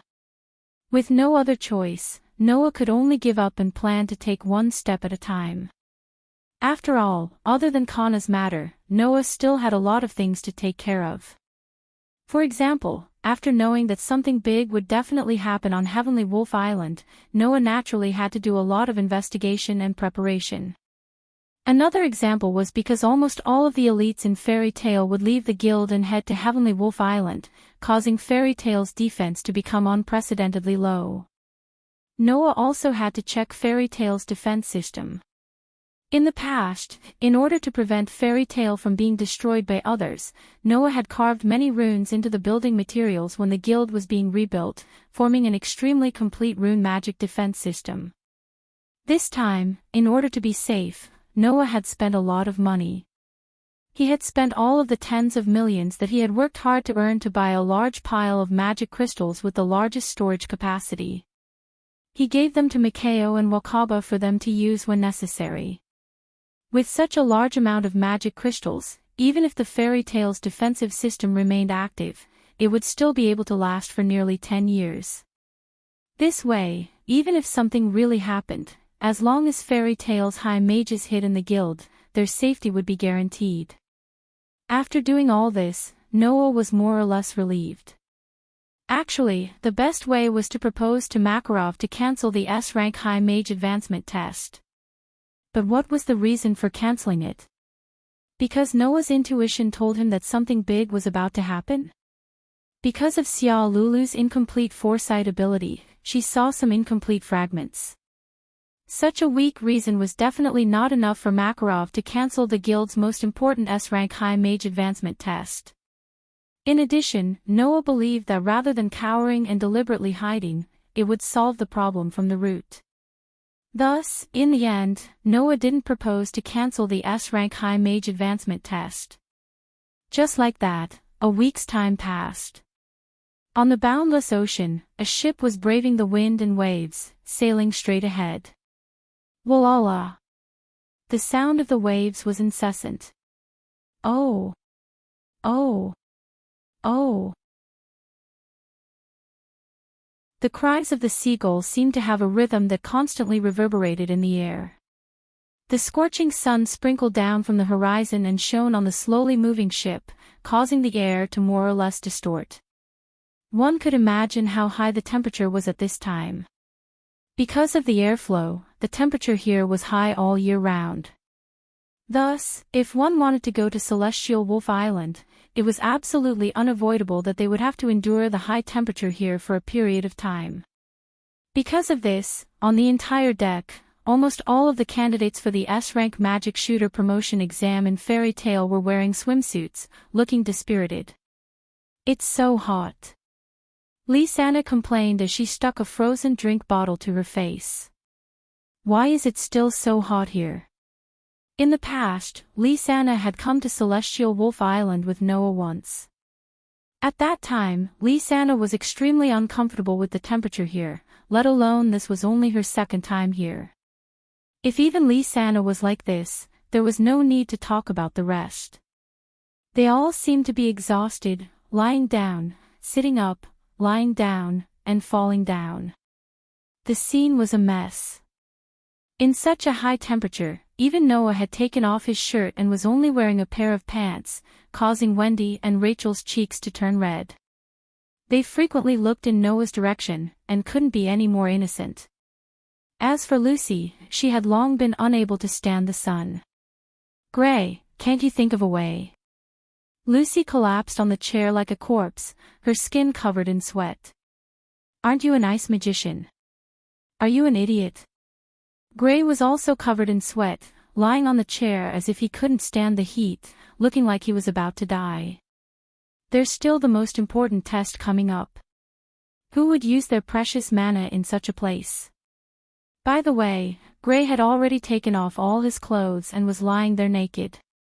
If it were any other time, the ladies would have already made things difficult for him. But now, everyone was so hot that even their heads and vision were blurred. Not to mention that they didn't have the mood to care, even if they wanted to, their blurred vision basically couldn't see Gray's naked body, which allowed Gray to escape the disaster. Fortunately, Naz was now lying on the side and couldn't move because of his sickness from the transportation. Otherwise, if he were to be sprayed with fire by this emotional guy, the temperature would be shocking. "Hey, Noah, haven't you been to Celestial Wolf Island before?" Rachel leaned on the simple wooden table and said to Noah weakly. "How long until we reach Celestial Wolf Island?" "Don't worry," Noah said with a bitter smile. "We're almost there. Bear with it for a while." Hearing this, everyone could only put on a bitter face and continue to bear with the high temperature. Perhaps wanting to divert attention, Lucy asked Noah, "What kind of place is Celestial Wolf Island?" After hearing Lucy's words, the others also looked in Noah's direction. "What kind of place is it?" Noah pondered for a moment and then said so. "A very unbelievable place, right?" "Unbelievable?" Rachel, who was the most curious, asked. "How is it unbelievable?" Noah turned his head and looked at the endless sea in front of him. His voice echoed on the deck. "There, the earth contains an extremely large amount of mana, the air is also filled with magic elves that can quickly restore one's strength, and there is also a huge celestial wolf tree on the island that has unbelievable functions. So, if there must be a word to describe Celestial Wolf Island, it would be unbelievable." When he spoke up to hear, Noah paused for a moment before he spoke indifferently. "Moreover, there is a huge secret hidden on Celestial Wolf Island." This time, no one cared about the heat as they were all attracted by Noah's words. "I know about this too." Ruby raised her hand, her face filled with the desire to know. "It is said that ever since Celestial Wolf Island came into existence, the island has been hiding a huge secret related to the fairy tale." "Really?" Wendy tilted her head and smiled innocently. "It would be great if we could know what the secret is. It would be great if it was that easy." Lysana smiled and waved her hand. Then, she looked at Noah and asked without much hope. "Brother Noah, who received 2 years of guidance from the first president on Celestial Wolf Island, shouldn't know about this secret, right?" Hearing Lysana's words, Noah shrugged. "I know. See." Lysana looked as if she had expected this. "Brother Noah," as expected, before she could finish her sentence, Lysana's expression froze. "Noah. Noah?" Lucy asked doubtfully. "What did you just say? Didn't you hear me clearly?" Noah scratched his cheek. "I said, I know about that secret." When this sentence fell from Noah's mouth and was confirmed by everyone, the eyes of all the candidates for the S-Rank Magic Shooter promotion exam in Fairy Tale lit up.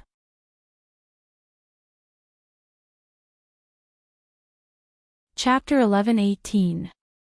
What is it? At this time, Levi's attention was completely diverted and she was no longer aware of the high temperature. She couldn't wait to ask Noah.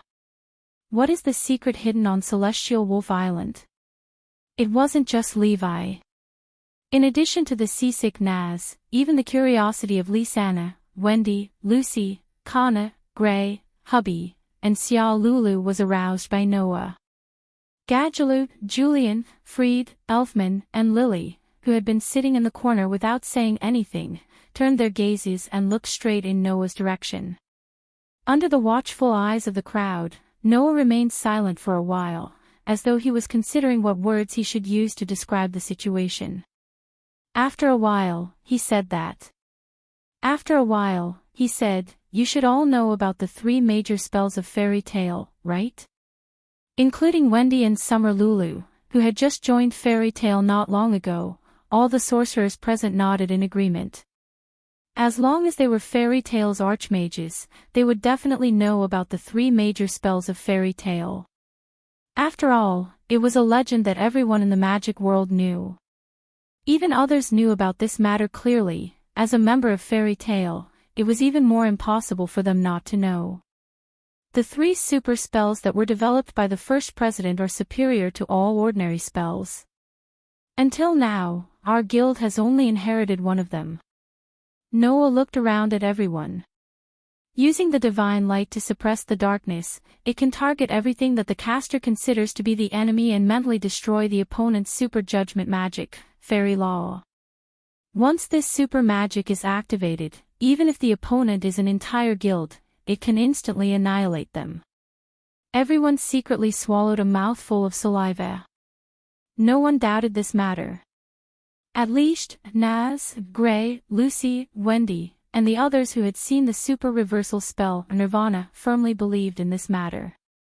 Since the effect of Nirvana could reach such a terrifying level, then it was normal for the fairy law, which was also a super spell, to have such a terrifying effect.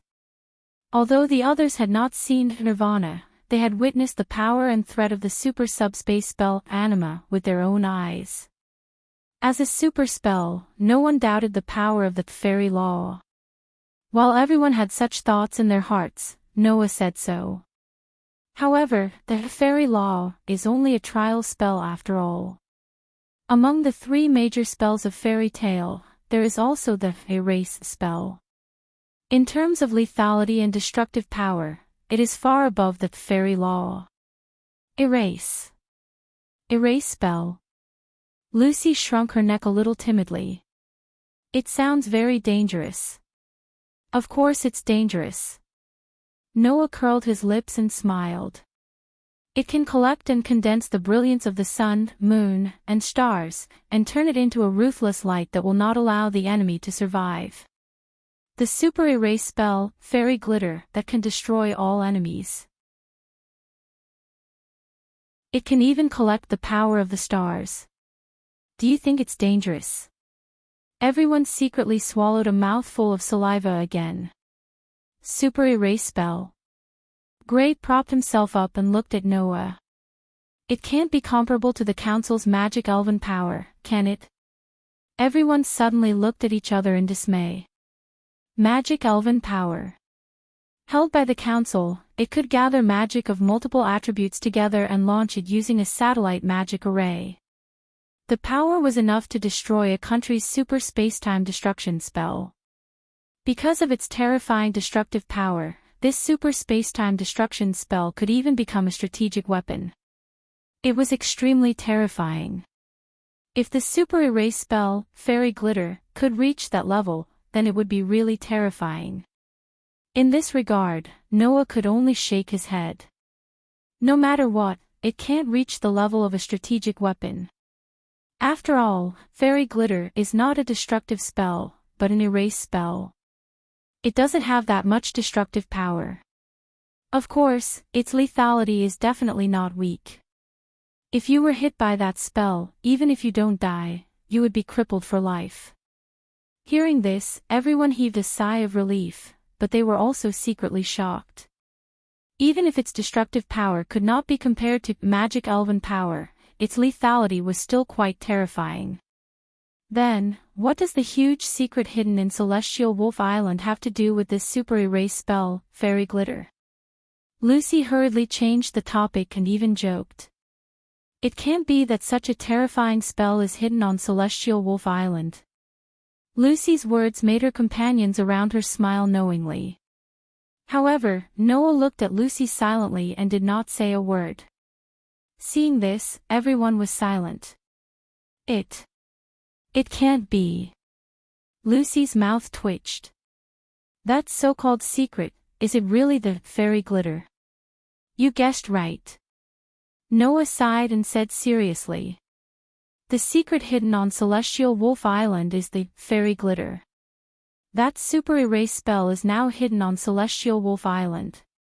After receiving Noah's affirmation, everyone looked at each other in dismay. Why do we have to deal with such a terrifying spell again? Lucy almost cried. First, it was the super reversal magic, Nirvana. Then, it was the super subspace magic, Anima. Now, it's such a terrifying super obliteration magic. Why have we been dealing with super magic that humans shouldn't possess recently? Just as Lucy finished speaking, an aged voice rang out. What is truly terrifying is not magic, but the human heart. Saying this, Makarov walked over from the other side of the deck. As long as you yearn for the light, then, no matter how terrifying the magic is, it will become your wealth. President. Everyone stood up in unison. The reason why the first president, Mavis Viamilio, developed the three great spells was not to make them the object of fear in your hearts, but to illuminate the path ahead of you. Makarov's gaze swept across everyone. That's why there's no need to be afraid. No matter how frightening the ultimate erasure magic is, it will always erase the enemies that threaten you.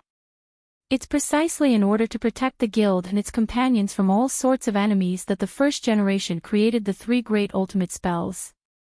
I hope you won't forget this. Makarov's words were like a ray of light, sweeping away the darkness in everyone's hearts. Then, Makarov changed the topic and pointed to the front. Look, we have arrived at our guild's holy land, Celestial Wolf Island. Hearing this, everyone turned their heads in unison and looked forward. Only to see, at the far end of the sea, a strange island slowly appeared in everyone's eyes. It was an island that seemed to be made up of two islands, one big and one small, stacked together, with a towering tree in the middle of the island. Is that Celestial Wolf Island? Everyone's gaze was attracted to the strange island. So powerful. Wendy took a sip of the air and sucked it into her mouth.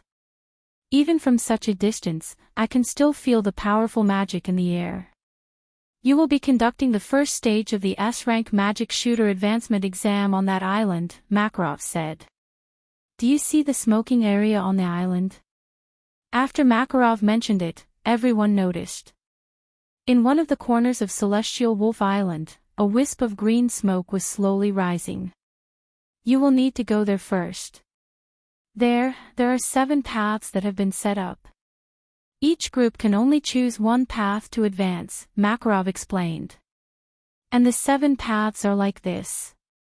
Makarov pointed to the side. Whing.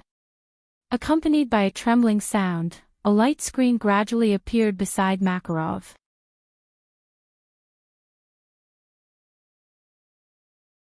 Chapter 11-19. What appeared on the light screen and in front of everyone present was a schematic diagram that looked like a map. An entrance was marked at the bottom of the schematic map. That entrance was probably the place where a wisp of green smoke was rising from on Celestial Wolf Island. The entrance was connected to 7 different passageways. Those 7 tunnels, if one walked to the end, would all lead to the exit. However, there was an extremely complicated structure in the middle of the 7 passages. There was a portrait of a person in the middle of each of the 4 passages. It was the portrait of Alusha, Mira, Kildas, and Laxas, the 4 active S-rank magic shooters. The remaining 3 passages converged in the middle to form a single passage. In other words, there were only 5 passages leading to the exit. Looking at this schematic map, Noah more or less understood how the first phase of the S-rank magic shooter advancement test would unfold. As you can see, 4 of the 7 passages leading to the end are already guarded by an active S-rank magic shooter. If you choose these 4 passages and encounter 4 S-rank magic shooters, you must defeat them or gain their recognition before you can proceed to the end smoothly.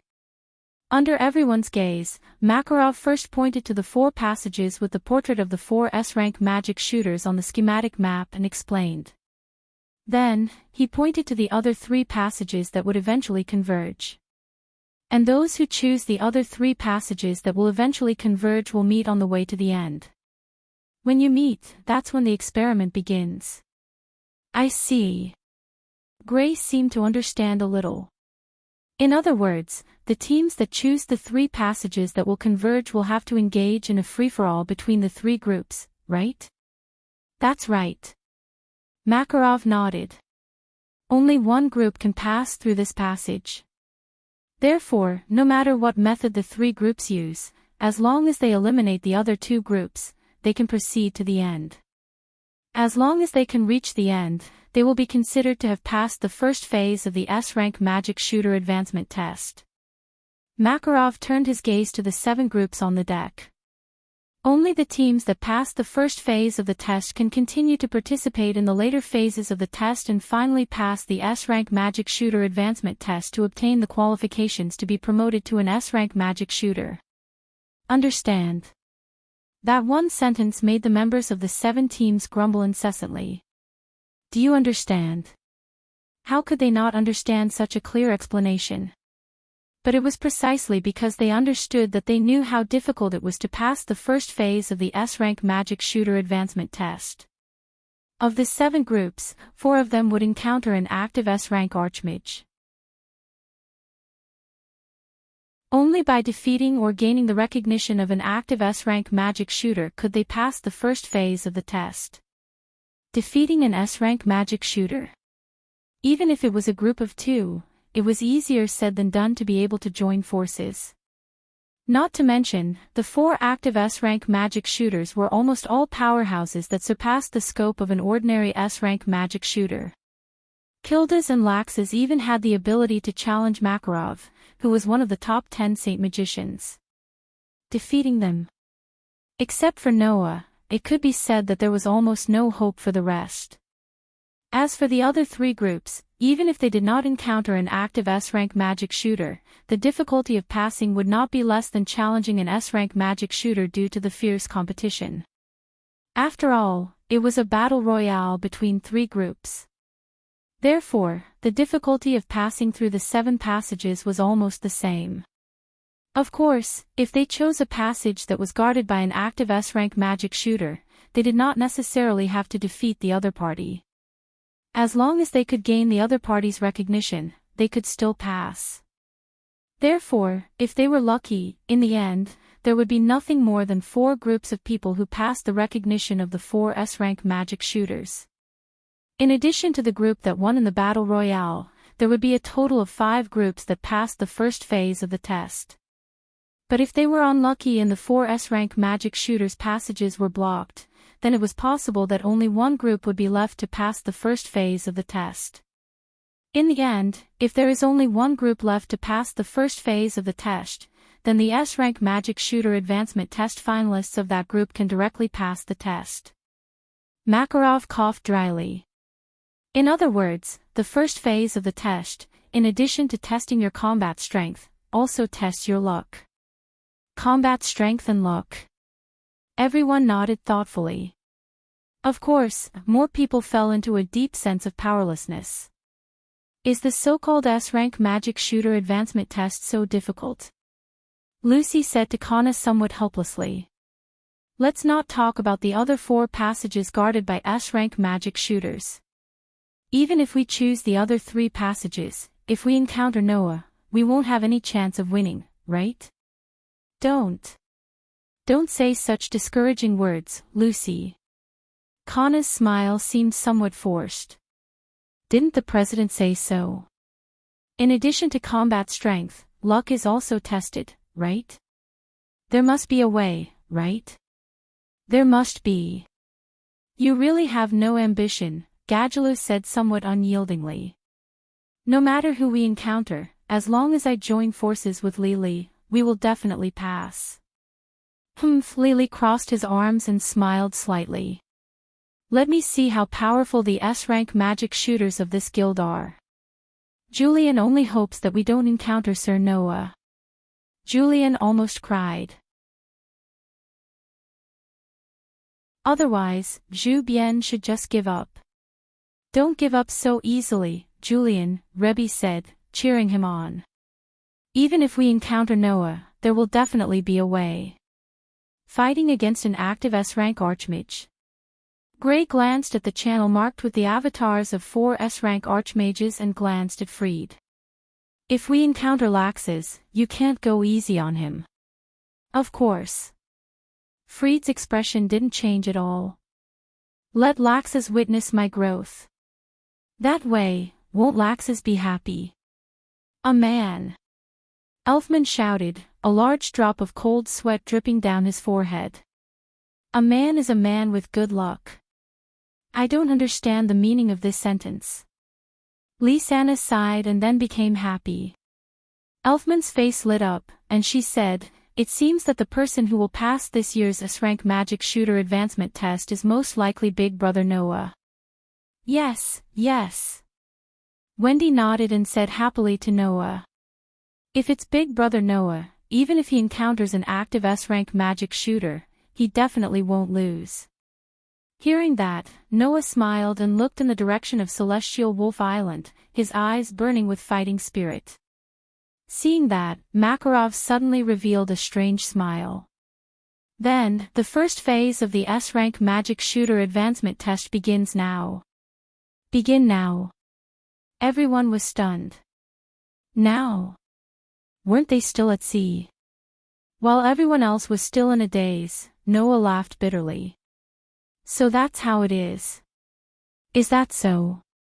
As soon as he finished speaking, Noah suddenly turned around and hugged Wendy, who was at a loss. A pair of wings suddenly spread out from the boots on his feet. Immediately after, Noah's figure turned into a streak of light and flew in the direction of Celestial Wolf Island. Seeing this scene, the crowd finally reacted, their faces turning green and white at the same time. Stop right there. The entire deck was in a mess. Under the effect of Hermes' boots, Noah flew in the direction of Celestial Wolf Island like a streak of light and landed in a smoking area. At this moment, the 7 paths were completely presented in front of Noah. Wendy.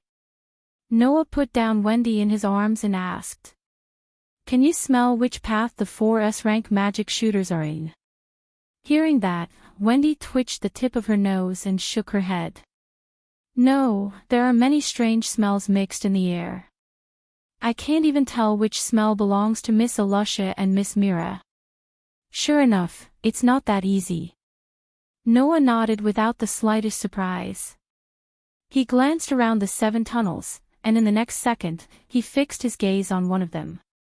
Since I can't play any tricks, I'll just have to rely on luck. Yes. Wendy nodded heavily and clenched her small fists, looking very cute. If it's Big Brother Noah, no matter who he encounters, he won't lose. Noah rubbed Wendy's small head and then led her into one of the paths.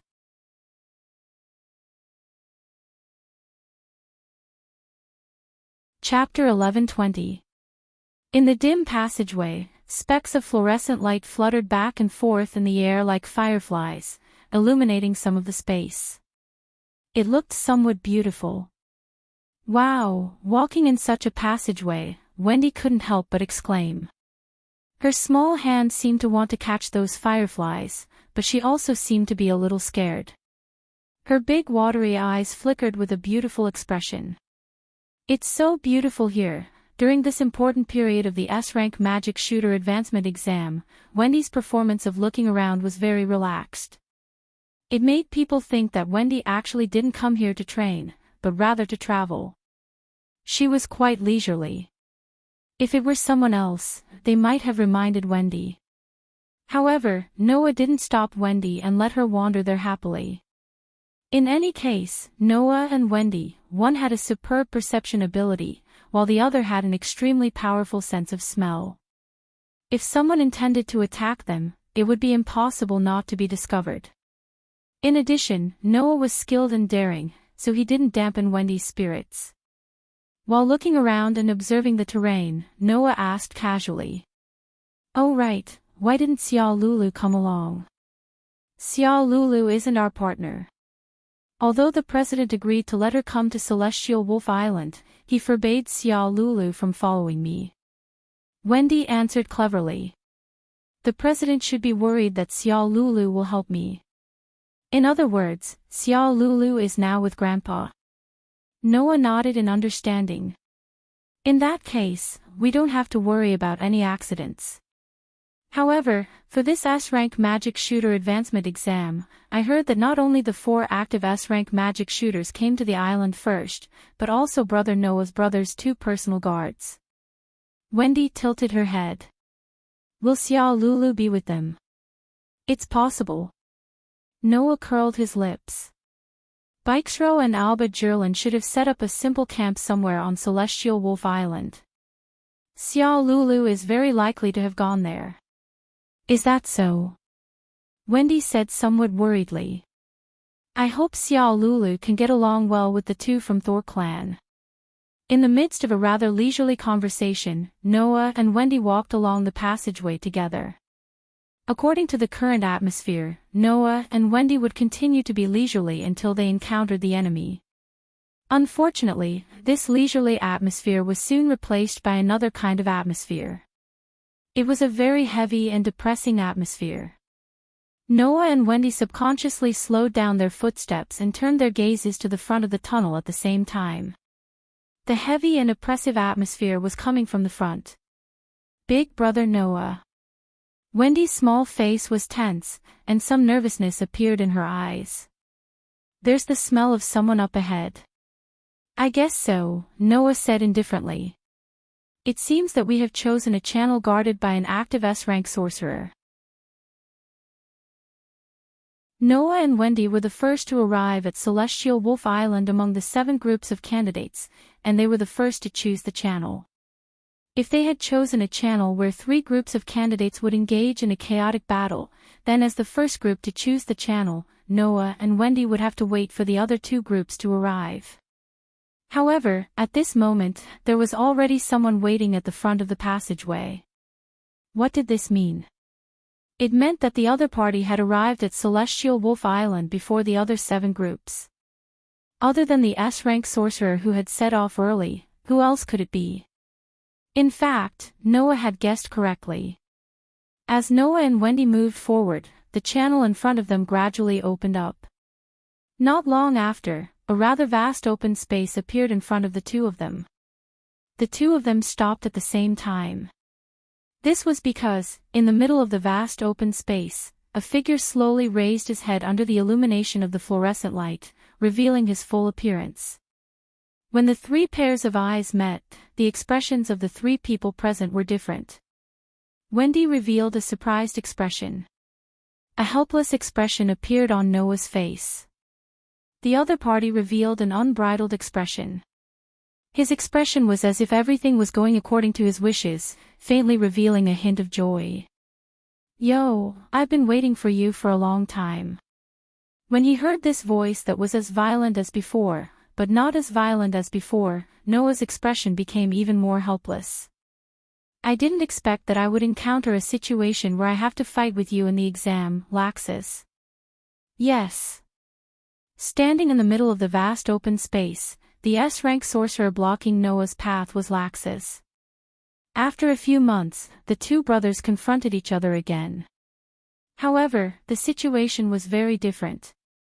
Last time, Noah and Laxus fought to settle all their past grievances. This time, Noah and Laxus fought for the S-rank sorcerer advancement exam. Or rather, this situation is exactly what I'm happy to see. Laxus grinned and pulled off his coat. "Since you've met me, then you should know that I won't recognize you just because your performance is good, and obediently make way for you, right?" "I think so too." Noah slowly stepped forward and stood in front of Laxus, looking straight at his sworn brother. If you want to pass through here, I guess there's only one way. That's right. Laxus faced Noah's direction, turning sideways and raising his hand. His eyes became sharp. If you want to move forward, you'll have to defeat me. The moment his words fell, a violent electric current burst out from Laxus's body. Beep, beep, beep. The sound of the fierce electric current continued to resound in the sealed space. At this moment, a burst of astonishing mana slowly rose from Laxus's body, which was surrounded by violent electric currents. Feeling that extraordinary mana, Wendy couldn't help but take a step back, her pretty face slightly changing. This mana, obviously, Wendy felt that the mana on Laxus's body was of the same origin as that of a Dragon Slayer Archmage. Is he also a Dragon Slayer Archmage? Ignoring Wendy's surprise, Laxus slowly clenched his fist, which was flickering with electric light, in Noah's direction as if he had caught lightning. I heard that you seem to have formed a contract with an elf, and you're no longer afraid of magic, right? Oh. Noah raised his eyebrows. You already know. That guy Freed told me without permission. He said that everyone in the guild knew, Laxus said extremely calmly. But, I'm doubtful. Is there really no magic that is ineffective against you? In front of Noah, Laxus walked step by step towards Noah's direction. For example, I don't believe that my Dragon Slayer magic is ineffective against you. As soon as his voice fell. Bang! Accompanied by a loud stomping sound, Laxus, who was wrapped in lightning, suddenly swept across the space, as if he had turned into a real lightning bolt and scuttled in front of Noah.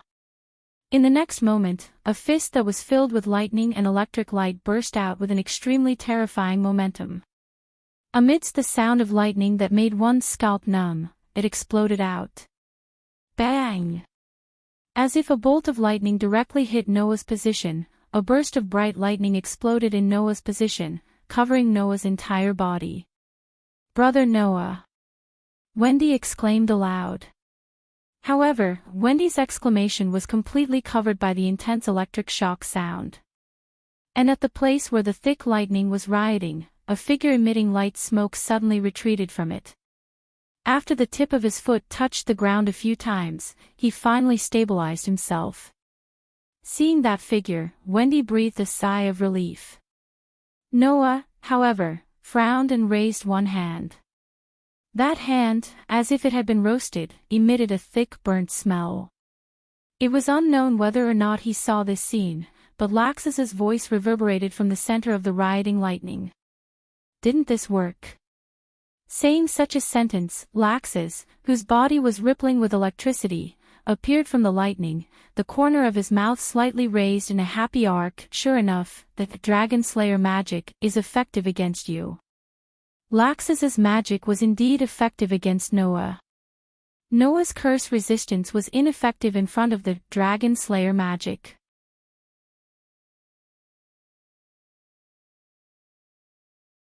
Chapter 11:21. What was Dragon Slayer magic? Transforming a person's physique into a dragon's physique, allowing the user to have the same physique as a dragon, increasing strength, increasing attack and defense, and even adding attribute attacks. It was a magic that allowed the user to recover by swallowing substances of the same attribute. That was the Dragon Slayer magic. In other words, the true target of the so-called Dragon Slayer magic was not other people, but the Dragon Slayer Archmage who used the Dragon Slayer magic. If it was a pure attribute attack like Thunder Dragon's Roar, then it would be fine. But if it was a type of physical attack like Thunder Dragon's Crushing Fist, then it would be effective. Laxus, whose whole body was flickering with electricity, looked straight at Noah and smiled confidently. Am I right? Just as Laxus said, that the Dragon Slayer magic, possessed by Dragon Slayer Archmages, was indeed a rare type of magic that could directly affect Noah's body, which was resistant to curses. Because it was a magic that allowed the user to have the physique of a dragon, and not a magic that directly affected Noah's body. In this way, Although the so-called Dragon Slayer magic was still a magic, its attack method was in the form of physical attacks. It was not difficult to understand why it could affect Noah. As long as the magic is effective on you, then it's fine. The electricity on Laxus's body became even more violent. As long as it's effective, then I can continue to fight. After saying that, Laxus took a step forward. The violent magic in the form of lightning surged out from his body like a tide, turning into an electric current that formed around his body, causing the dust on the ground to fly. Be careful, Brother Noah, Wendy somewhat worriedly reminded. Noah nodded without turning his head, but his body did not move at all. At this moment, his pitch-black eyes became flickering. Beep beep beep. In the next moment, lightning suddenly flashed. Laxus, who was surrounded by violent lightning, disappeared from where he was. He turned into a bolt of lightning and shot towards Noah. Almost at the same time, Noah's body suddenly took a step to the left without warning. Swish! As Noah's body moved, a fist wrapped in dense lightning brushed past Noah's side and landed in the air. Laxus's expression didn't change at all when his punch missed. His body once again turned into a bolt of lightning and swept towards Noah. Laxus's speed was extremely fast. Even if it did not reach the true speed of lightning, under the support of magic, its speed was indeed not something that could be followed by the naked eye. It could be said to be terrifying. If it were other candidates, they would have been defeated in an instant by Laxus's lightning-like speed. However, in the face of such extreme speed, Noah only lifted one foot and slightly landed on the ground. His body was like a fallen leaf in a storm, lightly floating away. A bolt of lightning rubbed against the air, and in the sharp sound of breaking through the air, it violently shot out. Suddenly, a bolt of lightning and a black shadow, one in front and one behind, chased each other in the vast open space. In terms of speed, even with the LV for agility blessing, Noah could not beat Laxus, who used the lightning transformation magic. However, in addition to the LV for agility blessing, Noah also had the LV for dexterity blessing. In addition, the open space was covered by Noah's sensing ability. Any movement in the wind would be detected by Noah. Even if his speed was not as fast as Laxus, Noah could rely on his flexible body to deal with Laxus, who turned into a bolt of lightning. Thus, in Wendy's eyes, a bolt of lightning constantly shot past Noah. Every time it fell in the air, it would suddenly turn, draw an arc, and continue to shoot in the direction of Noah. Noah, on the other hand, seemed to be able to see through all the trajectories of the lightning bolts. Every time the violent lightning bolts shot over, he would be able to dodge them with great agility and avoid them with great agility. Over time, every time Noah's attack was avoided by a hair's breadth, Laxus's complexion also gradually became dignified. His speed also became faster and faster, as if his magic power was free, crazily output. As the confrontation became more and more intense, Laxus's speed also became more and more terrifying. In the end, even Wendy could not see Laxus's figure, she could only feel a bolt of lightning frequently flying back and forth in the space. The speed was extremely fast. Even so, Noah's expression was still as calm as ever. Occasionally, he would take a step forward, move back, tilt to the side, and turn. Every time he made a slight movement, he would be able to brush past the lightning bolts that were shooting towards him, dodging Laxus's attack. Gradually, Laxus's mood also began to become impetuous.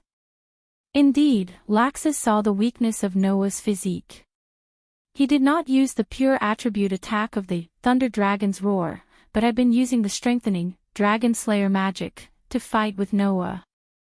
However, since he could not use his attribute attack, that meant that Laxus also had no way to attack Noah from a distance, and could only engage in close combat.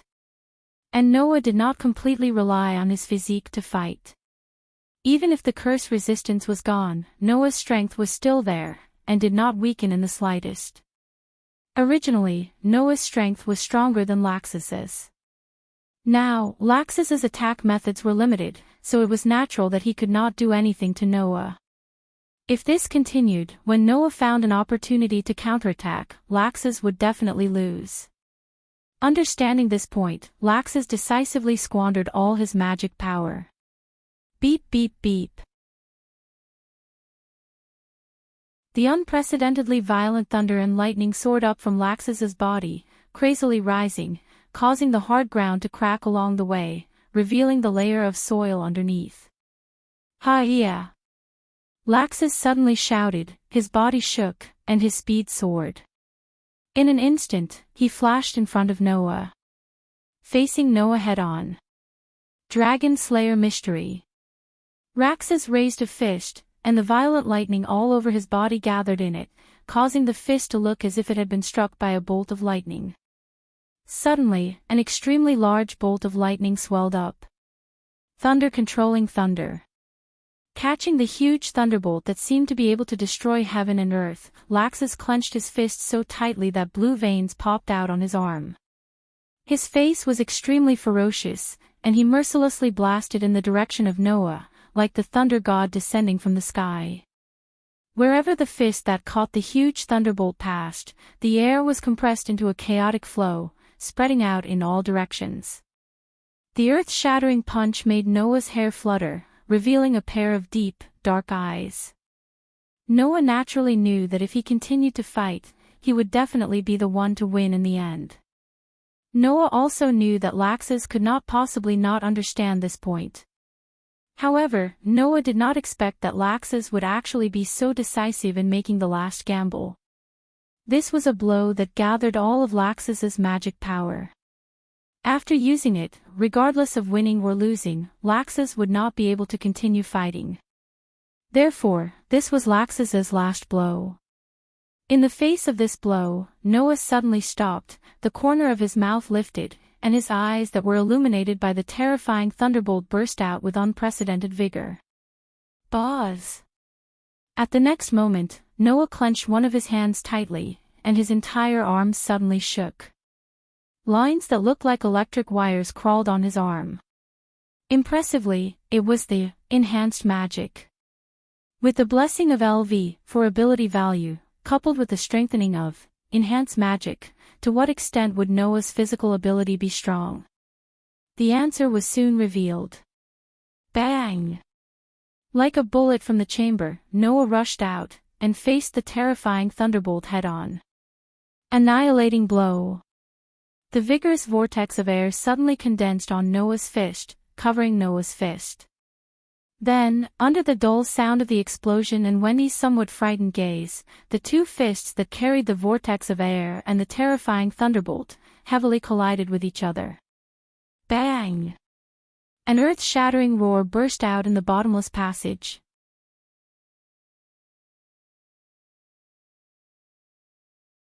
Chapter 11:22. Bang! When the depressing roar that made one's heart contract and eardrums tremble reverberated from one of the passageways of Heavenly Wolf Island, the entire ground of Heavenly Wolf Island trembled for a brief moment. Within the passageway, in the vast open space above, a powerful impact mixed with violent lightning swept across the entire space like a storm spreading in all directions. Gotcha! Gotcha, gotcha, gotcha! Without any suspense, the ground cracked open again and again. Bang, bang, bang, bang, bang. Under the attack of the substantial impact storm and terrifying lightning, the rocks that were closer to the impact site exploded one after another like fragile rubber balls. Even Wendy could not help but scream.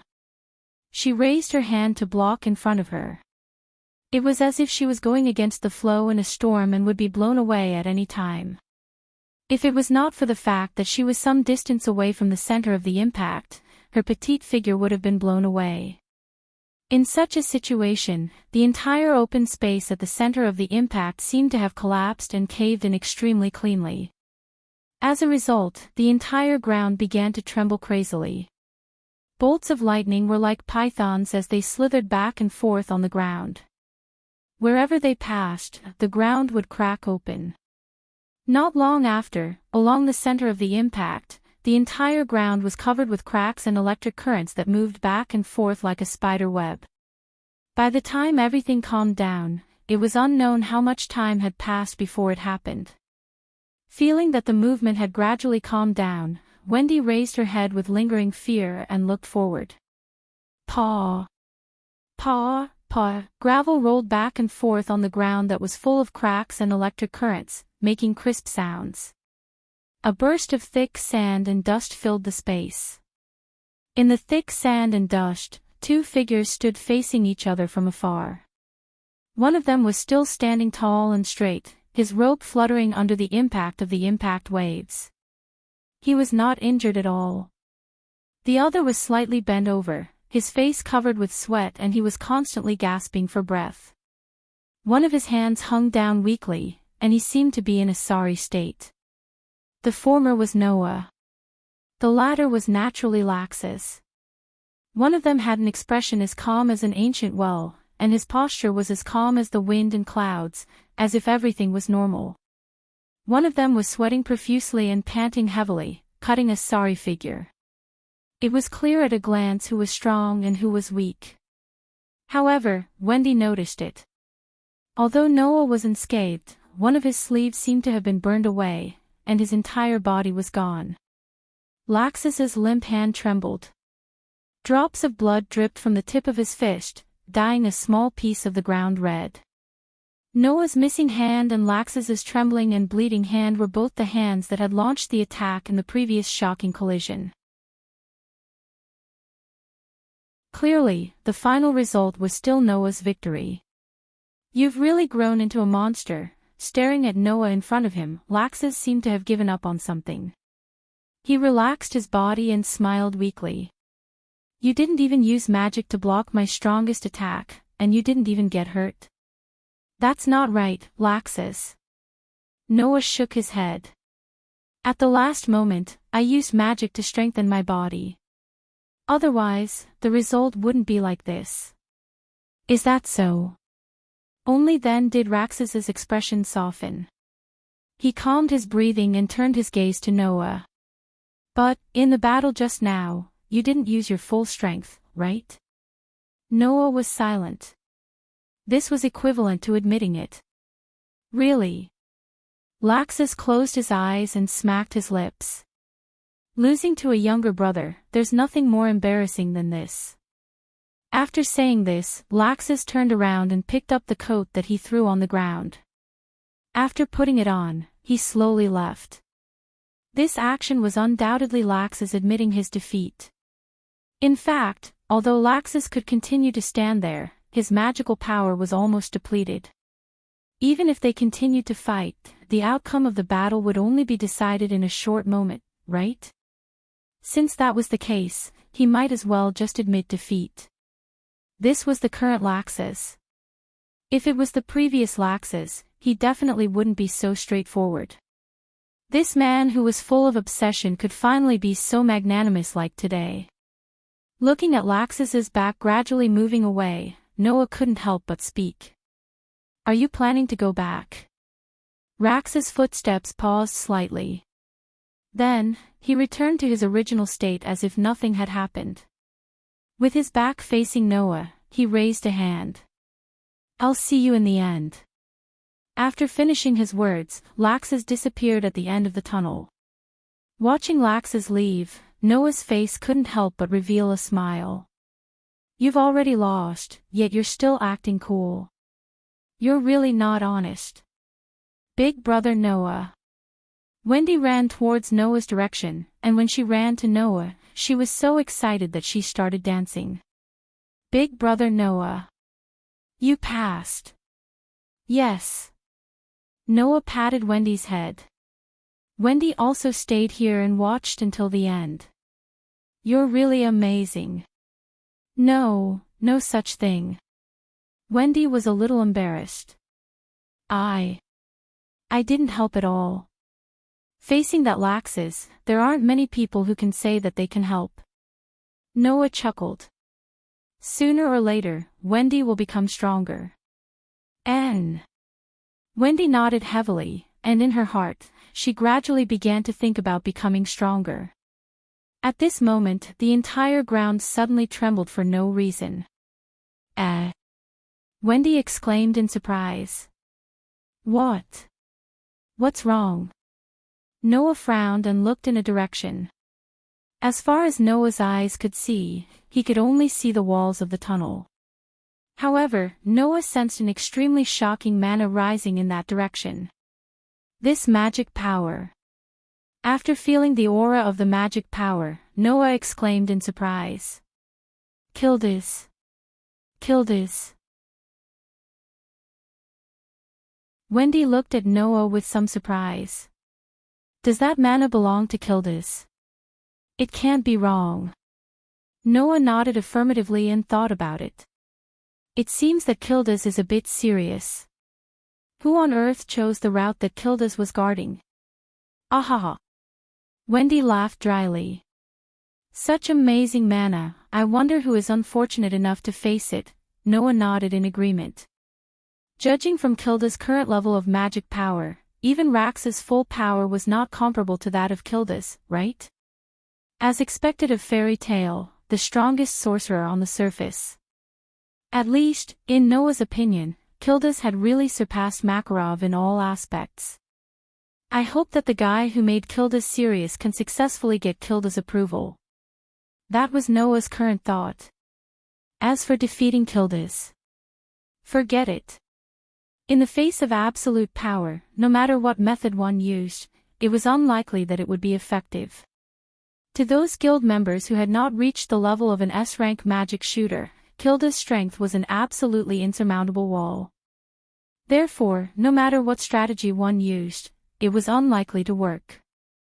The only way to pass through the path that Kildas was guarding was to get Kilda's approval. If one were to defeat Kildas, even Alusha, Mira, and Laxus would not have a chance of winning, let alone the rest of the guild members, except for Noah. It would be interesting if I could go all out against Kildas. After leaving this thought, Noah looked at Wendy. Okay, Wendy, let's continue forward. Yes. Wendy replied obediently. After that, Noah and Wendy continued forward and left the scene that had become extremely messy.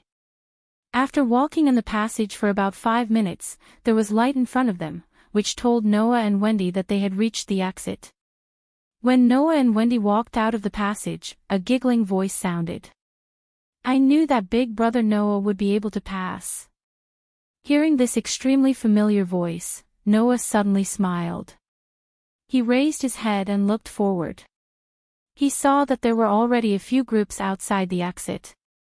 The one who spoke was Lisanna.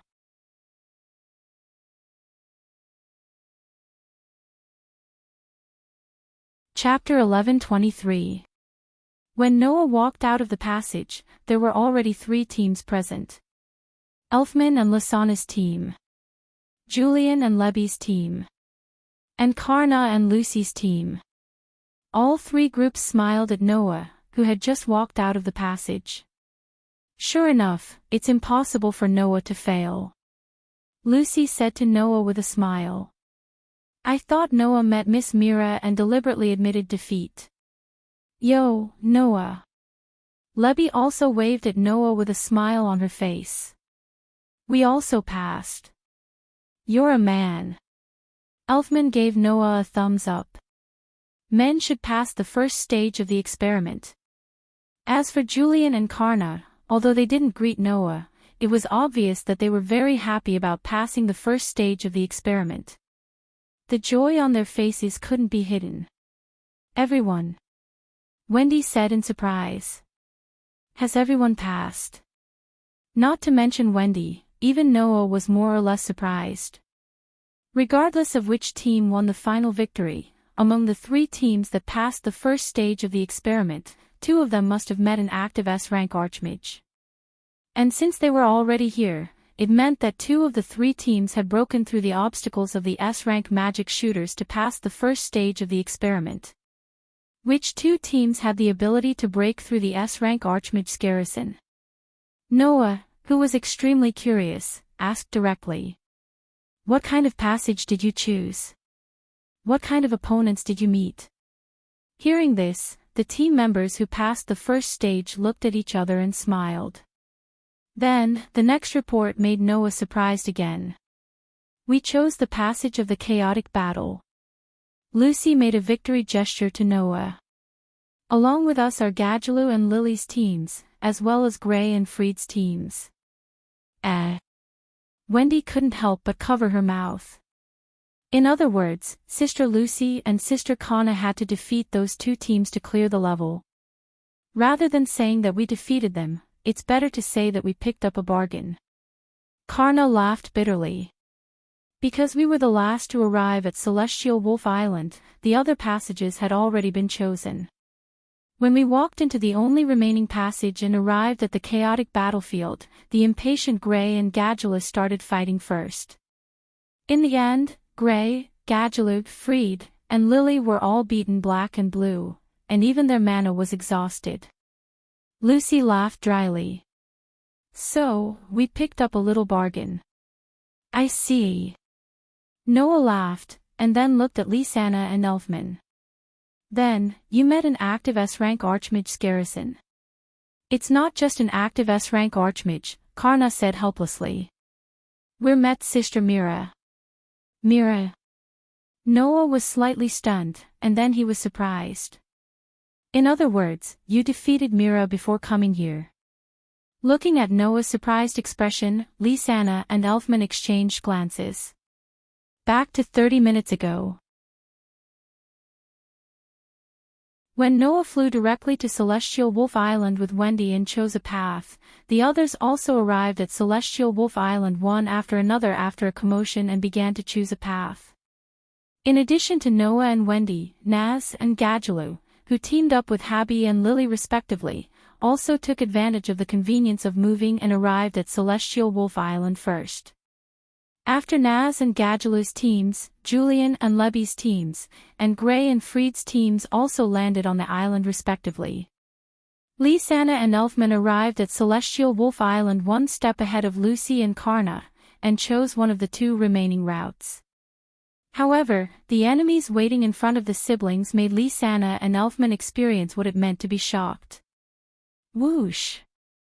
A ferocious scaled tail that looked like a crocodile swayed in the air with a whistling sound. I didn't expect that the ones who chose the route I was stationed to be the two of you, Lysana, Elfman. The owner of the ferocious scaled tail let out a clear and melodious voice as usual. That voice was already very familiar to Lysana and Elfman. But it was precisely because of this familiarity that Lysana and Elfman could tell that this voice was different from before. What was the difference? The difference was that this voice, which had always been sweet and gentle in the past, now carried the ferocious aura of a ferocious beast. Under this ferocious voice, even Lysana and Elfman couldn't help but take a step back. Almost at the same time, the voice filled with ferocious aura sounded again. You can't back off here. Otherwise, I won't let you, who can't even get past me, continue forward. Along with this sentence, the owner of the ferocious scaled tail took a step forward and exposed her entire body to the sunlight. What kind of figure was that? If one had to use a word to describe it, then there was only one word. Nightmare. Her slim and graceful body was covered only by a tight-fitting swimsuit. Her waist-length hair, which used to hang down like silver silk, shot up into the sky in anger. Her pair of arms had turned into the fins of a demon's wrist. Myra's gentle and delicate face was not only filled with ferociousness at this moment, but her ears were also long and pulled back like a bat's. Coupled with the ferocious scaled tail that swayed up and down on her back, how could such an appearance not be described as a nightmare? And to the enemy, Myra's appearance was indeed a nightmare. That was because it was the power of the devil that Mira had absorbed through her self-awakening, received magic, since she was young. It was called Satan's soul. It was only in this form that Mira was in existence like in the legends. Mira, Jean Strauss, was a demon kin that was on par with the fairy queen. Even if you're my younger brother or sister, I won't show any mercy. As she slowly walked forward, Mira, who had received Satan's soul and transformed into a demon-kin, looked at Lisanna and Elfman with a pair of sharp eyes. Her voice was so low that it sounded like it came from the depths of hell. So, use all your strength. At this moment, a pitch-black aura of death rose from Myra's body like a fog, causing the air to seem as though it had decayed and become lifeless. Lisanna and Elfman felt suffocated at the same time. That was because both Lisanna and Elfman were able to tell. Mira was definitely serious. Sister. Elfman clenched his fists and stared at Mira, sweat dripping from his forehead. It was obvious that Elfman couldn't muster up the will to resist. Lisanna, on the other hand, took a deep breath and suddenly took a step forward. Her action caused Myra's footsteps to falter slightly. She looked over and the corner of her mouth lifted. Lisanna, do you really think you can defeat me? In her Satan's soul form, Myra's smile was hair-raising. However, in the face of Myra's terrifying smile, Lisanna smiled sweetly and spoke without hesitation. That's right, Sister Mira. I will defeat you. Oh. Mira smiled disdainfully. Do you think you can do it? If it's my own strength, I naturally won't be able to do it. Lisanna smiled confidently. But, Sister Mira, it's a pity that I have a fiancé who really dotes on me. Mila raised her eyebrows slightly at his words. Aw. Sister Mira, don't you know? Lisanna blinked at Mira. In order to not let me be in danger, Big Brother Noah helped me make a lot of insurance. Sister Mira doesn't seem to know about this. It seems that Big Brother Noah really does love me more. The smile on Myra's face became twitching. What happened next was logical. Mira, who had been guarding against Lisanna's unknown methods and neglected Elfman, was hit by this man's anger and carelessly lost.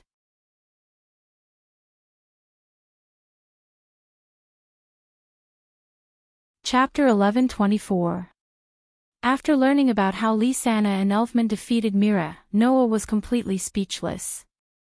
He didn't think that Lisanna would be so good at taking advantage of loopholes. Although Mira no longer continued to be active in the magic world as a magic shooter recently and lived a rather comfortable life, even if her skills were rusty because of this, the foundation of an S-rank magic shooter was still there, after all, and would not disappear just like that. With Lisanna and Elfman's strength, even if they worked together, it would be difficult for them to deal an effective blow to Mira, let alone defeat her. The problem was that Lisanna had used Noah's matter to sway Mira. With Noah's position in Myra's heart, as well as Noah's fiancé, Lisanna's provocation, the real reason for Myra's defeat was probably not the means that Noah had secretly prepared for Lisanna, but also the lethality of Brother Noah loves me more. After all, they were both Noah's fiancés. Noah had made a lot of preparation so that Lisanna wouldn't be in danger. On the other hand, not only was Mira not prepared at all, she didn't even know about this matter. With such a difference in treatment, it was already very good that Mira didn't cry. It was inevitable that she would be shaken. Her skills were rusty because she hadn't fought in a long time. She was too guarded against Lisanna's unknown means and neglected Elfman's role. Her heart was shaken. These three reasons combined caused Mira, an active S-rank sorcerer, to reveal too many flaws and be taken down by Lisanna and Elfman. Of course, there was another reason. That was, Myra's Satan's soul wasn't a power that could be used as and when she wanted to. The so-called receiving magic was actually a magic that could absorb the power of animals, monsters, and even magical creatures into one's own body for one's own use. In the magic world, there were many sorcerers who knew how to use Receive Spell. Even Lisanna and Elfman knew how to use Receive Spell. It was easy to imagine how versatile this spell was. However, apart from Mira, no one could receive the power of a demon. Naturally, this kind of power wasn't something that could be used as and when one wanted to. One weakness that couldn't be bypassed was that the mana consumption was too great. In that case, it was bound to lead to a problem. Myra's explosive power was very strong, even stronger than Alusha's and comparable to Laxus's. However, she couldn't last long in battle. Once he was dragged into a war of attrition, it would undoubtedly be the worst for Myra. In the end, after being intimidated by Lysana and then provoked, Myra, who had grown fearful and shaken, was firmly held back by Lysana.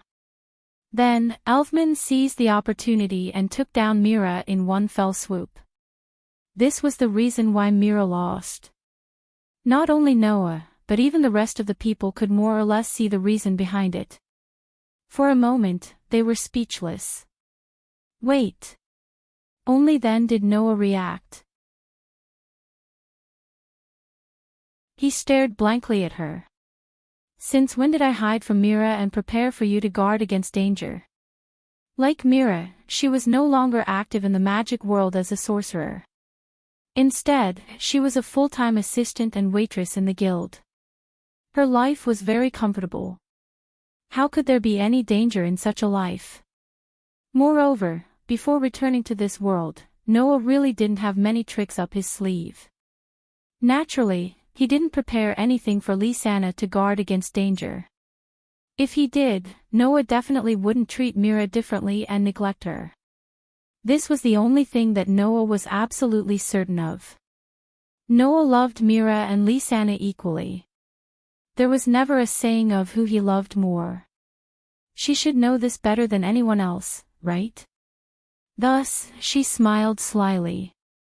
Of course I'm lying to Big Sister Myra.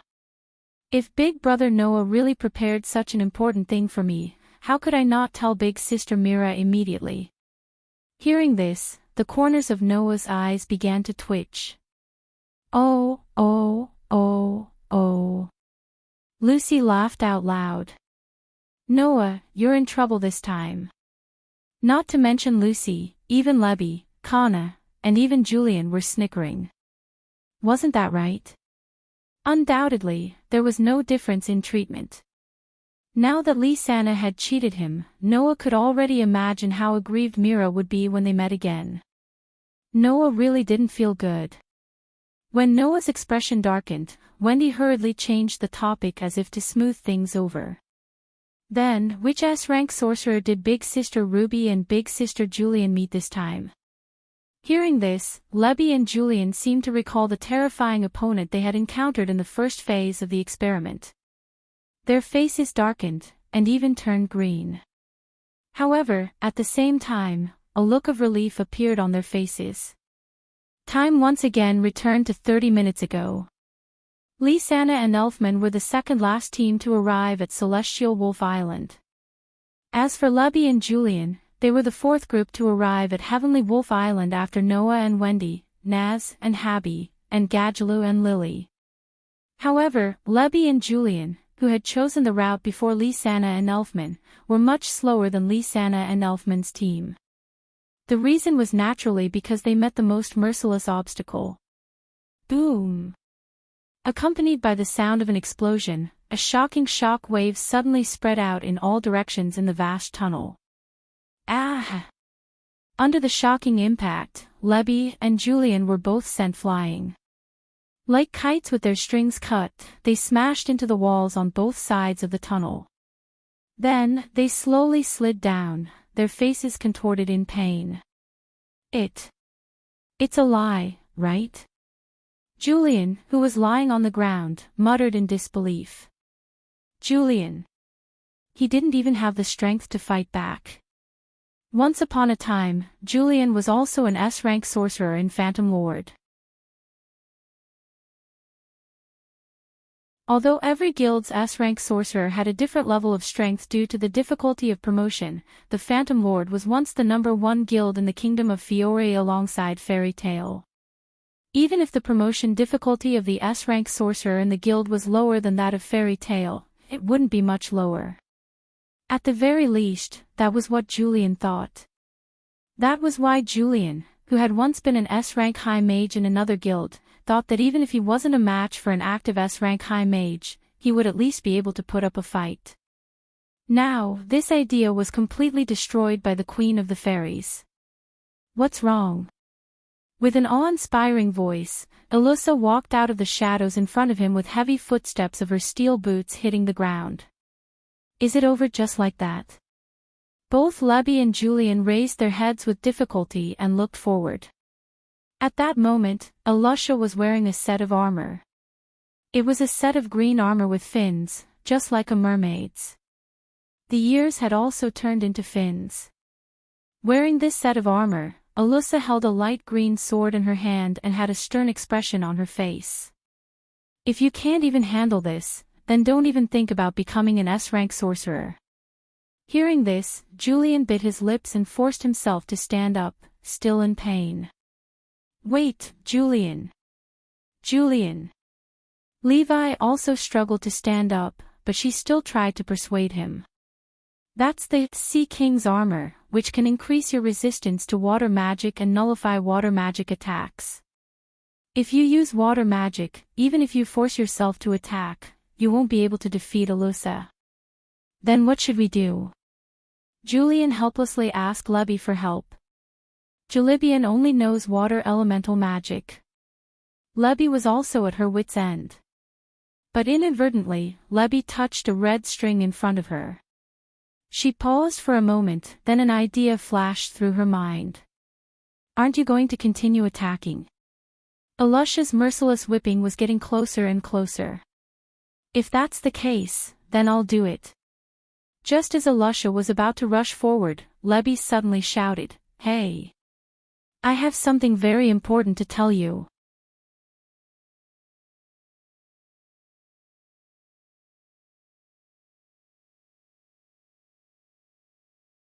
Alyssa was taken aback by Lebby's words.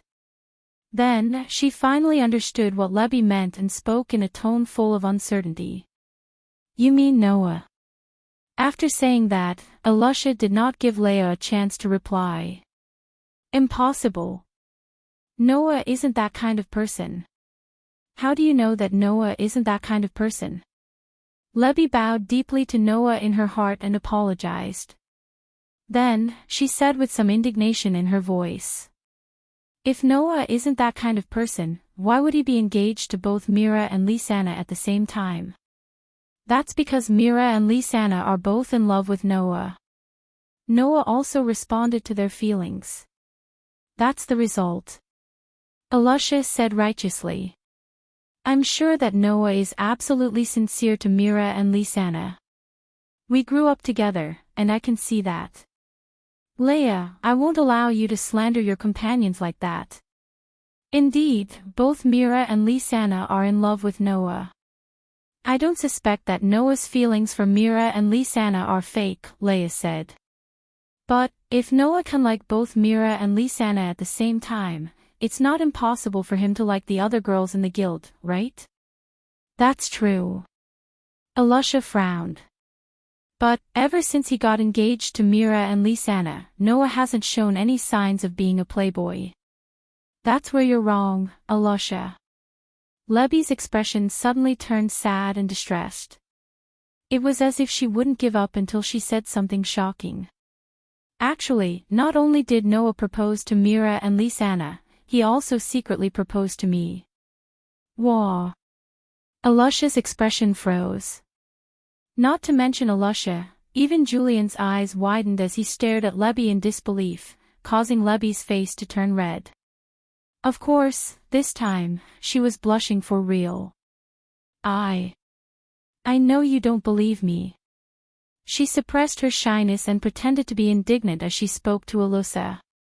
If you don't believe me, take a look at this. She then took out the red string that was hanging around her neck. Upon closer inspection, there was a small pouch that looked like an amulet tied to the red string. Leia opened the pouch and took something out. The next moment, both Alyssa and Julian were stunned. This was because the thing that Ruby took out from the bag was a small diamond. Alyssa, you must have seen the diamond ring that Noah used to propose to Mira and Lysana, right? Leia opened her palm and looked at Alyssa. She then looked at Alyssa. Look, isn't the diamond on Mira and Lysana's rings exactly the same as this one? Exactly the same. Of course, it was exactly the same. Back then, when Noah ordered the 2 rings, there was a small portion of the diamond left behind. Leia had secretly taken it away and put it into a pouch that looked like an amulet. She then tied it with a red string and wore it like a necklace. Now, the diamond that Lebby took out was the small part of the diamond that she had secretly hidden back then. This is what Noah used to propose to me. When she said this, Lebby's pretty face was also completely red. This way, you should believe me, right? No. But this isn't right. Alusha was completely confused. Noah shouldn't be that kind of person. We grew up together, and no one knows him better than I do. I know that if it were Noah, even if he were to propose to a 3rd person, he would do it openly so that she would have the same happiness as Mira and Lysana. He would never cheat on her like this. That's right, that's it. He didn't say it out loud because Noah's proposal isn't over yet. Layla added fuel to the fire as if she was striking while the iron was hot.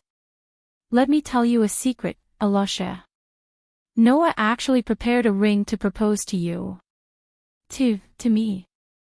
Alusha's head turned red with a bang, and smoke rose from it. No. I'm not mentally prepared yet to get married. Leia's eyes lit up when she saw that Alusha was in a state of confusion. She finally made her final move. I'm not lying to you, Alusha. I saw it with my own eyes. The ring that Noah was going to propose to you with is the same diamond as mine. If you don't believe me, I can show you this. Without hesitation, Leia tossed the diamond in her hand towards Alusha. Seeing this, Alusha unexpectedly stepped forward and stretched out her hand towards the diamond that was thrown over. Now! In the next moment, Lebby and Julian rushed toward Alusha at the same time. What happened next made sense again. Alusha, who had no immunity against marriage, didn't even have time to react before she was attacked by Leia and Julian. She suffered the same fate as Mira.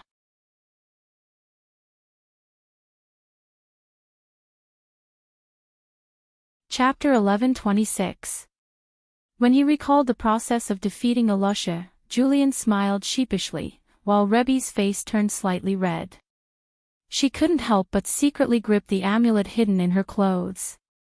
Although it was a strategy that she had no other choice, it was a fact that Rebby secretly hid the diamond left over from Noah's custom-made ring. Initially, Rebby only treated the diamond as an amulet, which was why she always wore it on her body. Now that Alusha knew about this matter, even if Alusha knew that Rebby's lie was only a temporary measure, the fact that Rebby secretly hid the diamond left over from Noah's custom-made ring was inevitably exposed. Unfortunately, only Rebby and the jewelry store owner knew that the diamond was left over from Noah's custom-made ring. Even Noah himself didn't know about this. What should I do if Alusha really misunderstands? With that thought, Rebby secretly clenched her fists. No, I must find Alusha and have a good chat afterwards. Find Alusha and have a chat. Noah cast a puzzled gaze at Rebby. What do you want to talk about? And nothing. Rebby, who was stared at by Noah, blushed again. Her heartbeat quickened slightly, and she hurriedly stopped her delusions and changed the topic. Why yes, we're the only 4 groups that passed the first stage of the experiment, right? Gray and Gadula's teams have been defeated by us. Lucy spoke in high spirits as if she had really defeated Gray and Gadula herself. Only Naz's team is left. Naz? Lysana tapped her cheek with a finger and tilted her head. Brother Noah and Wendy met Lax's, brother Elfie, and I met Sister Mira, Rebby and Julian met Alusha, and Lucy and Kana met the 3 groups. Then, the S-rank sorcerer guarding the remaining passage, she didn't finish her sentence. Because everyone thought of it. Naz met Kildas, right? Kana's expression was slightly complicated, but more than that, it was pity for Naz. What bad luck, Admittedly, Naz's strength was one of the best in fairy tale, but Kilda's was the strongest sorcerer in the guild. Even Alusha could defeat Naz in one hit, let alone Kilda's, who was far stronger than Alusha. Is that so? Lucy said with some pity. Grey was eliminated, will Naz be eliminated too? Just as everyone was thinking about this, Noah suddenly had a thought and smiled. That's not necessarily true. Everyone present was stunned. Under everyone's gaze, Noah turned his head and looked at the exit of the remaining passage. Everyone followed Noah's gaze and looked over. In the next second, a figure slowly walked out from the inside of the passage, and there was a cat with open wings floating in the air beside him. Who else could it be but Naz and Habi? Naz actually passed Kilda's test. If it was a normal situation, everyone would be shocked. However, at this very moment, no one present had the energy to be shocked. It was because Naz, who had walked out of the passage, was not as noisy and carefree as before. Instead, he lowered his head and hid his expression under the shadows. He looked extremely depressed, which was very abnormal. It was this extremely abnormal scene that caused everyone to be unable to care about being shocked. Habi. Lucy looked at Habi in bewilderment. What happened? Habi didn't speak. He just spread his hands helplessly with a helpless look, which made everyone look at each other. Only Noah more or less guessed the reason why Naz had such an abnormal performance. After defeating Raxus, whether it was Noah or Wendy, they both felt that Raxus had burst out with an extremely shocking amount of magic power. Even Noah and Wendy, who were so far away, felt it, not to mention Naz, who was close to Kilda's in the passage. Most likely, the competitive Naz must have felt the despairing difference in strength from Kilda's, which was why he fell into a depressed state. After all, if Naz really defeated Kilda's, with Naz's character, he would definitely make a fuss. With such a depressed look now, no one would think that Naz really relied on his strength to defeat Kilda's to pass the first stage of the experiment. So, it must be that Kilda's recognized Naz and took the initiative to let him pass, right? And obviously, Naz didn't seem to be able to accept such a result. At that moment, everyone looked at Naz, who lowered his head and fell into depression, and they didn't know what to say for a while. However, Naz's footsteps didn't stop, but he walked straight in the direction of Noah. Noah looked straight at Naz, didn't speak, didn't make any expression, and remained silent. Under such circumstances, Naz came in front of Noah, and immediately raised his head to meet Noah's gaze. His eyes were filled with an unprecedented strong will. Hey, Noah. Naz slowly spat out such a sentence. I will definitely become stronger, stronger. I know. Noah looked into Naz's eyes and nodded. I also believe that you can definitely do it. Is that so? The smile on Naz's face returned little by little. At that time, will you fight with me? Hearing this, Noah smiled indifferently. I can accompany you at any time. The strong will in Naz's eyes was immediately replaced by satisfaction. Good. Naz pointed to everyone present and made a declaration. Who can become an S-rank magic shooter? Let's fight it out. That declaration was as competitive as ever. However, everyone could clearly feel that in that competitive speech, there was a strong will that had never been there before. As a result, everyone was also ignited by Naz's words. I won't lose. Kana's face was also full of determination. Definitely become an S-rank magic shooter. N. Lucy nodded in agreement. I will definitely make Kana become an S-rank magic shooter. Zhu Bian won't lose either. Zhu Bian, who didn't have any desire to fight before, was also excited. Zhu Bian will definitely work hard. Come on. Julian. Levi clenched her small fists. We will definitely win in the end. Man. Elfman shouted.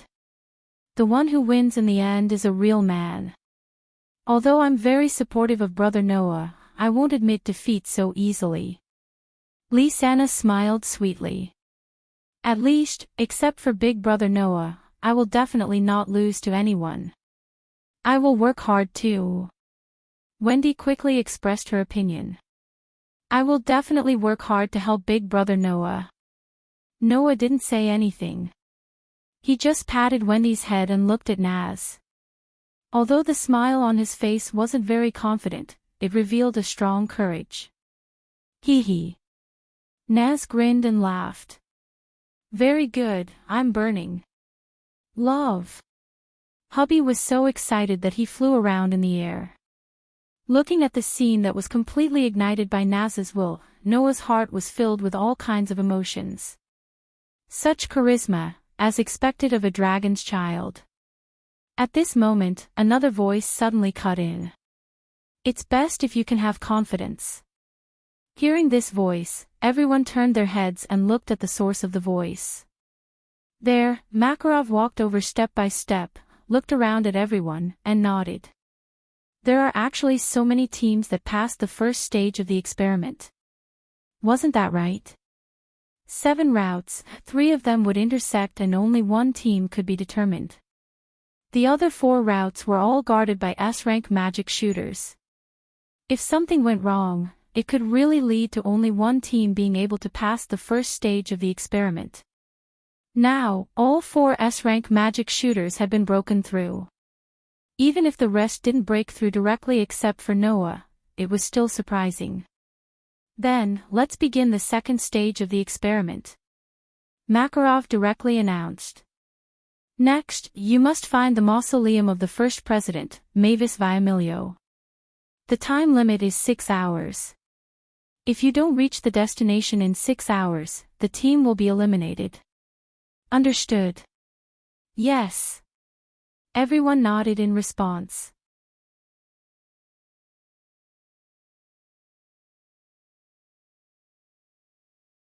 Chapter 11:27.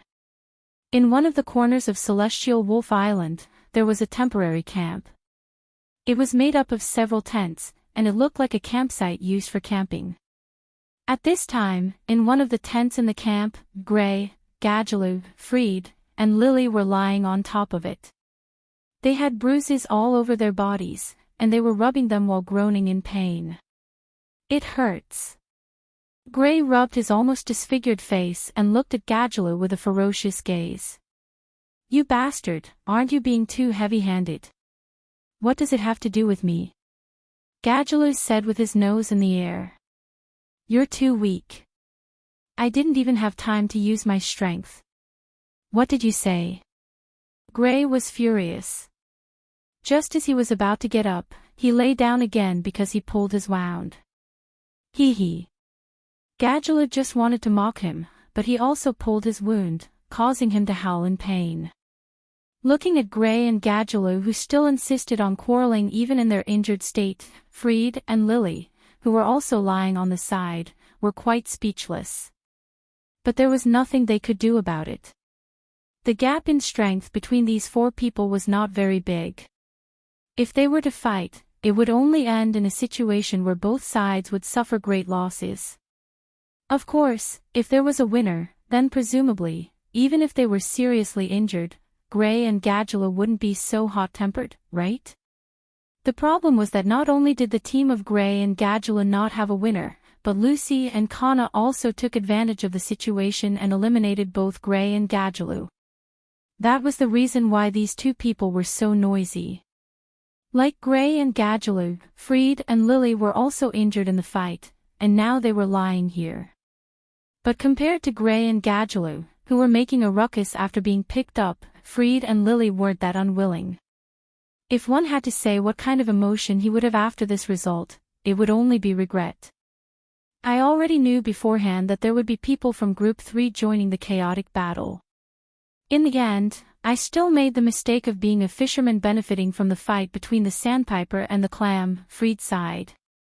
How embarrassing. There's nothing we can do about it. Lily's injuries were the lightest, and he was also the most open-minded. After all, we are just partners of Gadjaloo and Grey. Our main responsibility is to support them. Since they want to fight, we can only accompany them. In fact, it was the two impatient people, Grey and Gadjaloo, who couldn't wait to fight when they encountered each other in the passage. Even Fred and Lily could only participate in the battle. They fought until both sides were injured. In the end, it led to Lucy and Connor taking advantage of the situation. If Grey and Gadjaloo could obediently wait for Connor and Lucy to appear, the result would definitely not be like this. It's too late to say anything now. Since it has already happened, there's nothing we can do about it.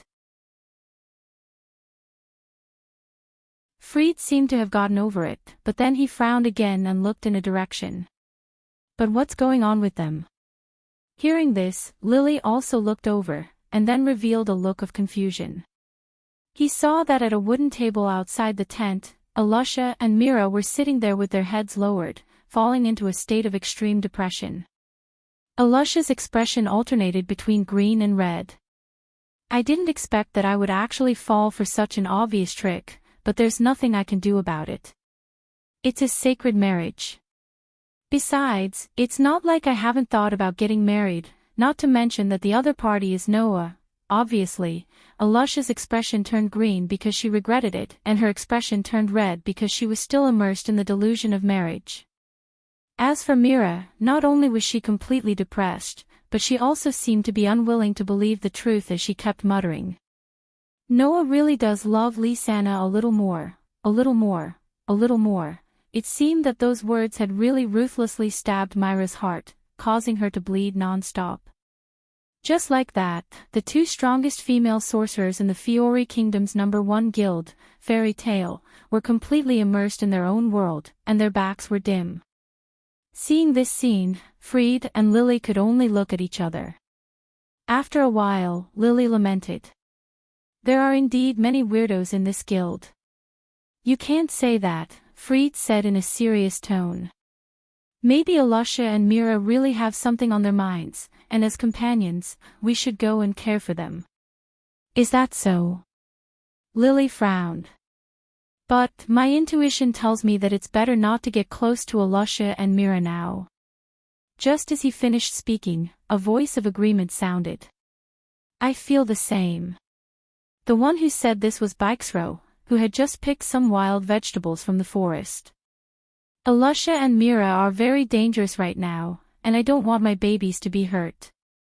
The marionettes floating around Bikesro began to jump up and down. Anyway, just don't bother with them. Abigrin also walked out of the forest with a bunch of wild fruits in her hands. She looked like she had nothing to do with this matter. It's not like you don't know what those two women are like when they're angry. Oh. You're back. Fred propped himself up and looked around. Then, he asked in confusion. Where's Laxus? Bikesro, Abiglin, and Bikesro glanced at each other, and their expressions turned solemn. Actually. Abra hesitated for a moment and said. Just now, we found a very strange place in the forest. A strange place. Fred was startled, and his expression became even more puzzled. What kind of strange place? We don't know how to describe it. Bikesro scratched his head and could only say so. So, Laxus and Kildas went there to take a look. Is that so? Fred nodded his head in understanding. He raised his eyes and looked at the forest before him. I hope nothing strange happens again. At the same time, Laxus and Kildas were standing in an open space deep in the forest, and their expressions were heavy. Upon closer inspection, the scene in front of Laxus and Kildas was more or less creepy. The ground was burnt yellow. The trees were withered. The fallen leaves seemed to have been burned to ashes by fire, and as soon as the wind blew, they immediately scattered. The air was filled with an extremely uncomfortable aura, and it made the space look slightly dim. It was quite strange. Such a creepy and extremely uncomfortable place made Lax's and Kilda's expressions become extremely heavy. Kilda's even made an assertion. This is not a natural scene, but a man-made one. Lax's nodded and said in a deep voice. Although I don't feel the aura of mana, the mana on Heavenly Wolf Island is in disorder. It is clearly caused by some mysterious power. In fact, in this world where mana prevailed, there were many strange places like this. Usually, they were caused by mana, and would not be treated so seriously by people like Lax's and Kilda's. However, it was precisely because Lax's and Kilda's were not ordinary people that they could feel the abnormality here. Normal mana would not be able to cause this abnormality. What the hell is going on?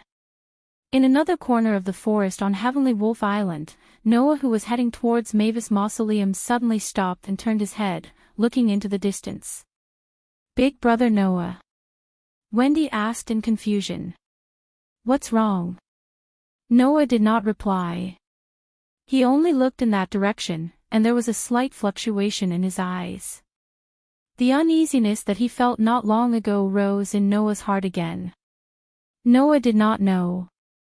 In the direction that he was looking, a young man with short black hair, gray eyes, and black clothes with a long white cloth tied around his body walked slowly in the forest. His eyes were extremely dim, and there was no sign of life. After an unknown period of time, the young man who was walking slowly murmured, "When will I be able to die as I wish?"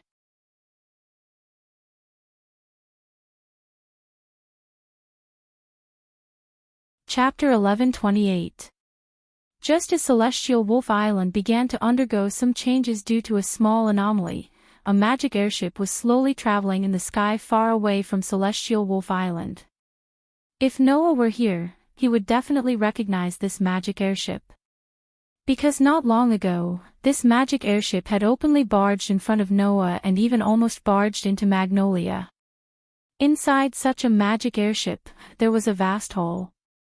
In the hall, 7 people were lined up in a row, facing forward. There was a throne there.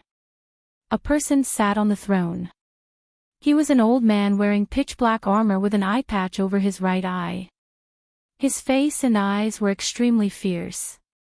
Surprisingly, it was the guild leader of the strongest dark guild in the Baram Alliance, Grimoire Heart, Hades.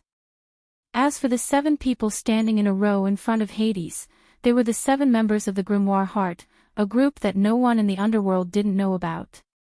He had a head of disheveled golden hair, and his eyes were red, but they seemed to be made up of circles Zancolo. He looked like a goat and held a book in his hand Caprico. He wore a pair of black-rimmed glasses and combed his hair back. It was easy to see that he was a young man who paid attention to his appearance. Lucyros. He was a fat man with a fat body, a double chin, and thick eyebrows. Cane. He had a short appearance and wore a wing-shaped earpiece next to his ear melty. He was dressed like a minority, and his skin was slightly dark Azuma. There was also a coquettish girl with waist-length black hair that was slightly purplish. A white hair clip was tied in between her hair, and she wore tight clothes that completely displayed her near-perfect figure. Urudia. They were known as the 7 families of purgatory, and were personally trained by Hades. Each of them was a 7 magic shooter. At this time, they all appeared in the hall of this magic airship. Leader Hades. The first to speak was Urudia. Eurulia raised the crystal ball in her hand above her head and said this sentence in a somewhat overjoyed manner. "We found Jerf." "Oh." Hades immediately reacted. He straightened his body and stared at Urudia. "You really found it?" "Yes." Eurulia smiled sweetly. "Just now, we did indeed capture Jerf's aura. That pure darkness is a power that no one other than Jerf can possess." "Really?" Hades's hand, which was resting on the throne, tightened little by little. A fierce light flashed through his eyes. "Finally found it, Jerf." It wasn't just Hades. Many of the Grimoire Heart sorcerers present, including Urudia, appeared to be rather happy. We finally found him. Zancro laughed maniacally. The world of great magic that we've been looking forward to can finally be realized. Do you think it's that easy? Caprico closed the book in his hand and said without changing his expression. Even if we find Jerf, we have to make him acknowledge our ideals and change this world. Change the world. Lysiros pushed his glasses up slightly. He put one hand in front of him and the other hand in front of him as if he was performing a musical. What beautiful words. I.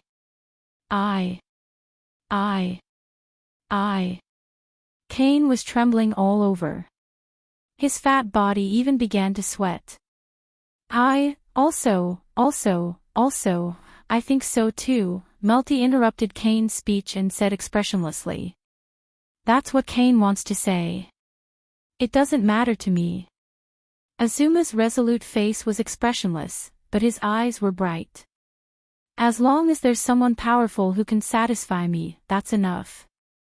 It's precisely because this world is full of useless weaklings that we need Jerf. We need the world of great magic, Urudia said with pursed lips.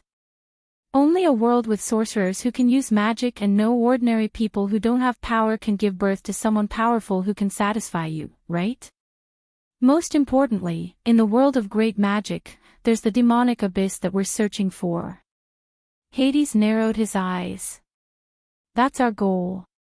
Hearing this, everyone nodded one after another. But, President Hades, Urudia suddenly changed the topic. As far as we know, Jerf's current location seems to be a little special.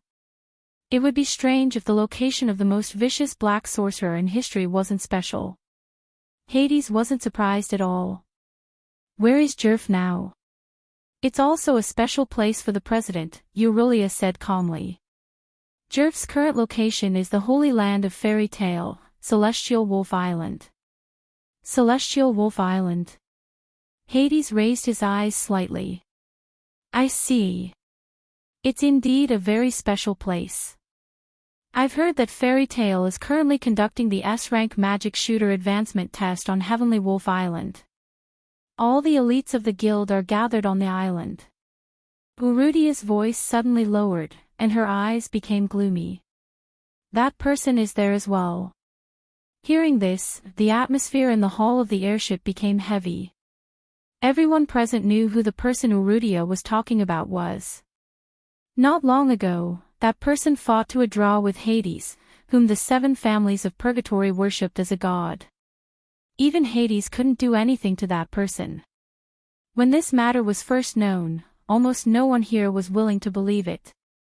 But after Hades himself tacitly acknowledged this matter, the 7 families of purgatory fell silent. In particular, Urudia, who had personally witnessed the entire process of the earth-shattering battle between Noah and Hades, developed some reverence and fear for that person. That brat is also on Celestial Wolf Island. Hades's face was cold. Well, it's about time for me to get sick of watching Fairy Tale. A guild that doesn't even understand that the essence of magic is darkness, and still yearns for the complete opposite of light. Let's just let it become history together with that little brat. The moment he finished speaking, an extremely astonishing and sinister magic power continuously rose from Hades' body. Feeling that frightening magic power, the arch-shooters of the 7 families of purgatory all held their breaths. Then, they all reacted differently. A arch-shooter that even guild leader Hades can't do anything to. Zancolo clenched his fist, and traces of pitch-black flames flitted across it. I don't believe that kind of thing. No Adol. Azuma's eyes burned with a raging fighting spirit. I really hope to fight him. The others also had their own thoughts. Most of them were arrogant and unruly, and wanted to defeat Noah and prove their strength. Only Murdy lowered her head and remained silent. Cheer up, Murdy. Urudia glanced at Murdy and sighed. You're our trump card to deal with that person. Only you can truly kill him, so don't forget your mission. Murdy's gaze fluctuated slightly, but soon returned to normal and spat out a sentence. "I'll kill him," bang. Accompanied by a heavy muffled sound, a huge magic beast flew out like a kite with a broken string. After heavily smashing into a cliff, its head tilted and it fainted. Phew, Noah breathed a sigh of relief, withdrew his fist, and laughed bitterly. This forest is still the same as before. There are magic beasts everywhere. Forget it, compared to the other teams that don't know their destination, we're already considered lucky. Hearing this, Wendy looked straight at Noah and did not look away. Noah asked doubtfully. "What's wrong?" "That." Wendy hesitated for a moment and said. "Brother Noah, is there something on your mind?"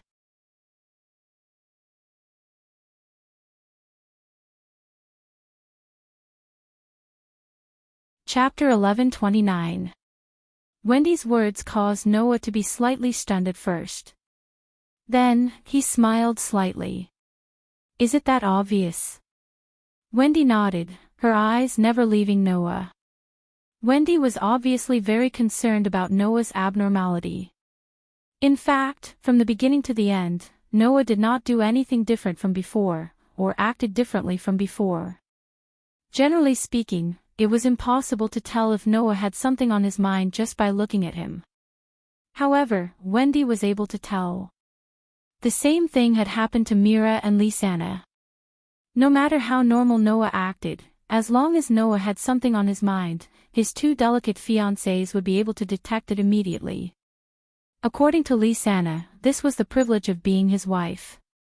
There was no woman who would not be able to detect the abnormality of the man who shared a bed with her all day.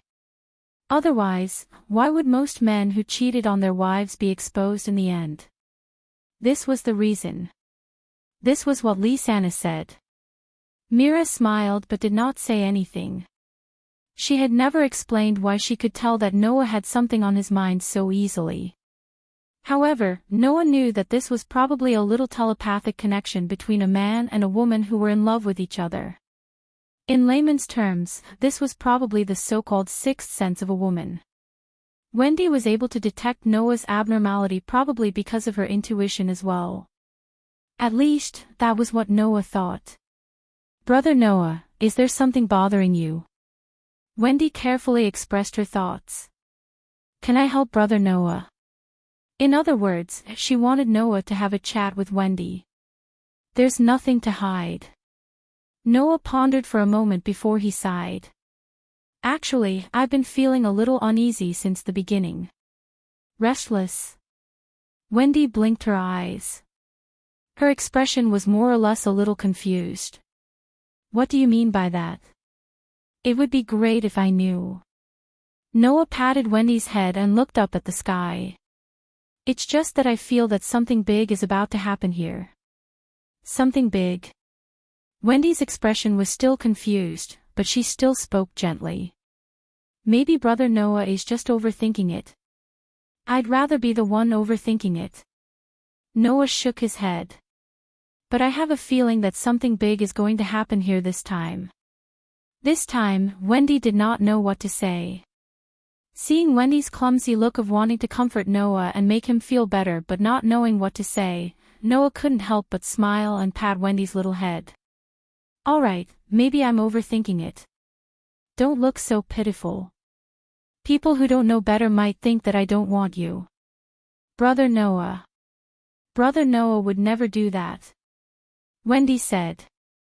However, despite saying that, Wendy couldn't help but hold Noah's hand tightly.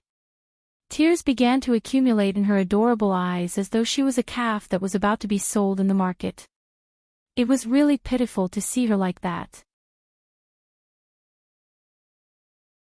Such a cute appearance made Noah unable to help but pinch Wendy's cheeks lightly. His doting feelings were clearly displayed. "I'm just joking. Why are you so nervous?" "I'm not nervous," Wendy weakly retorted. Seeing this, Noah shook his head with a smile.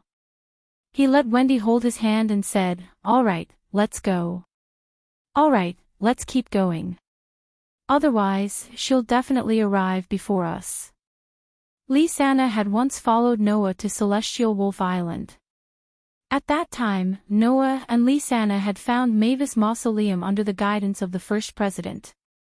Now, although 2 years had passed, Lysana should not have forgotten the location of Mavis Mausoleum. If he didn't hurry over, that little girl would definitely be impatient and arrive before Noah. Then, she would use this opportunity to tease Noah. As for the others, they would not even know the location of Mavis Mausoleum. They would probably spend quite a bit of time wandering around Celestial Wolf Island, and might even be eliminated when the time limit was up. Thus, in this segment, Noah and Lysana, who knew the location of Mavis Mausoleum, had a huge advantage that the others did not have. 6 hours was enough for Noah and Lysana to arrive at the location of Mavis Mausoleum. Immediately, under Noah's lead, Wendy slowly moved towards the Celestial Wolf Tree at the center of Celestial Wolf Island. It was a pity that Noah and Wendy's journey did not last long. Roughly 20 minutes later, when Noah cleanly dealt with another batch of magical beasts that had suddenly jumped out, a strange feeling appeared in the range of Noah's sensory ability. What kind of feeling was that? Noah could not explain it clearly. Noah only knew that when that feeling appeared in the range of his sensory ability, his body abruptly started to heat up, and his limbs started to involuntarily surge with power. Sensing this feeling, Noah's heart suddenly trembled. That was because this feeling was not unfamiliar to Noah. It was the premonition of the Godslayer's body entering a state of battle when encountering a god. Sensing this, Noah's heart suddenly trembled, and his footsteps immediately came to a halt. Wendy, who was happily holding Noah's hand, also stopped, a question mark appearing in her head. Big brother Noah. Noah did not have the spare energy to pay attention to Wendy, and instead, turned his head abruptly, and spoke in a deep voice towards the direction of the nearby thicket. Who's there? Come out. As soon as his voice fell, the entire space was filled with an indescribable silence. Wendy sensed that the atmosphere was not right, and slightly hid behind Noah. Noah subconsciously protected Wendy behind him, and his gaze was fixed on the thicket in front of him. In the next second, a figure approached from afar, and with extremely clear footsteps and the sound of friction, slowly walked out of the thicket. It was a youth. He looked to be in his teens, and was quite young. Like Noah, he had a head of pure black short hair, and his entire appearance gave off a harmless feeling. However, it was precisely this harmless-looking youth that made Noah's body slightly tense. Because, the feeling that made Noah feel as if he had met a god, and his body automatically entered battle mode, came from the youth in front of him. If that feeling was a little stronger, then Noah's body would definitely enter battle mode in an instant. At that time, Noah could basically be sure that he had met the god that the God Slayer was destined to kill. However, although the youth in front of him made Noah's body instinctively feel as if he had met a god, Noah could be sure that he was definitely not a god. The reason was also stated, that feeling was too weak, and could only barely make Noah's body instinctively react, and was far from being able to enter battle mode. But even so, it was enough to make Noah pay attention. Even if the other party was not a real god, but to be able to make Noah's body react as if he had met a god, it was enough to prove that the other party was not simple. Under such circumstances, Noah stared at the youth and spoke indifferently. Who are you? The young man didn't say anything. Just like Noah, who was staring at him closely, he stared at Noah and opened his mouth. And who are you? Why do I feel that you are extremely dangerous? If those who knew the youth's true identity were to hear what he was saying to Noah, they would definitely be very shocked. Unfortunately, Noah was not clear about the youth's identity, and only knew that he was definitely not someone he knew. Answer my question first. Noah's tone began to carry some hostility. Why are you, who is not a member of our guild, in our guild's sacred land? Hearing this, the youth fell silent. I see. The youth's face was somewhat melancholy. Is this island managed by someone? Hearing this, Noah's brows furrowed deeply. Could it be that this person did not come specifically for Celestial Wolf Island, and had accidentally entered? Just as Noah had such a thought, the youth's face suddenly changed, and he fiercely covered his head. A terrifying aura suddenly rose from his body.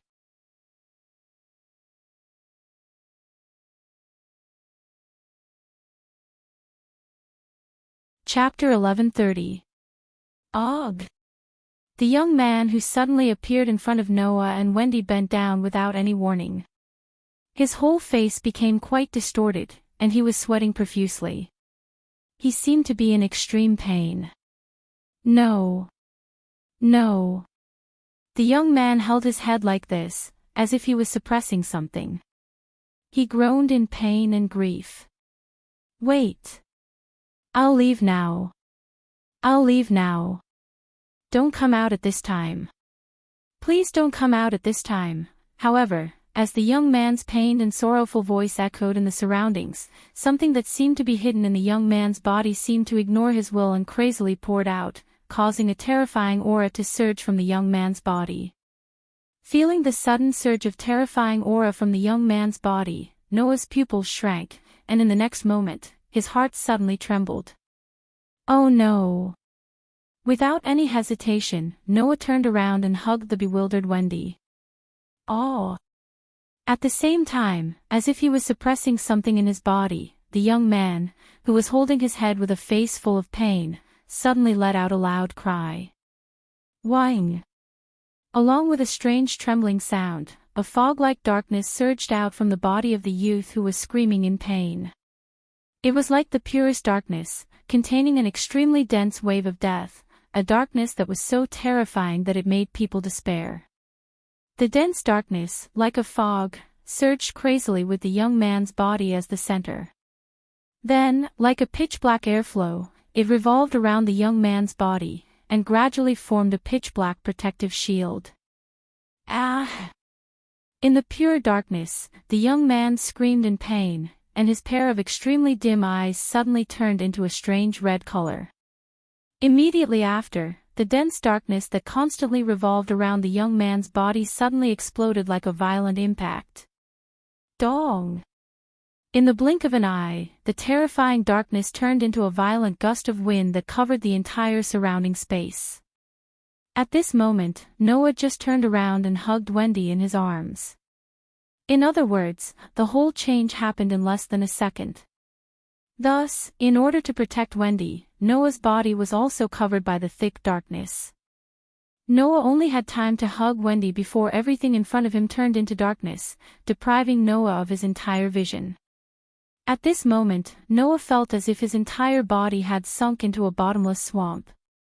Not only did his body become heavier bit by bit, but he also felt that the surrounding space had become extremely viscous, which was very uncomfortable.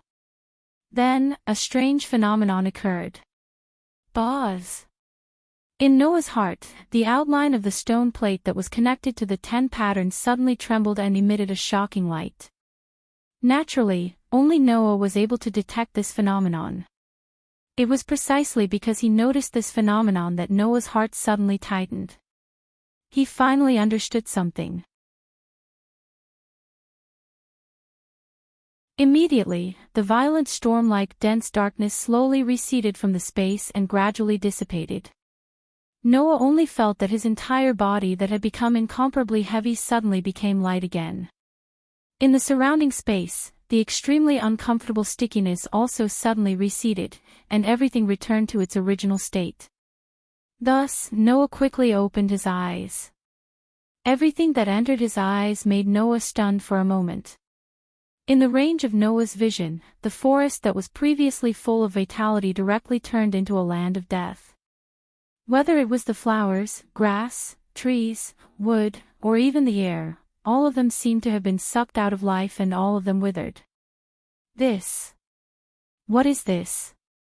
Wendy, who was completely unable to react at all, opened her eyes subconsciously in Noah's arms. Similarly, she also saw the surrounding scene of death and was stunned for a moment. Only the young man who caused all of this seemed to be relieved of a heavy burden.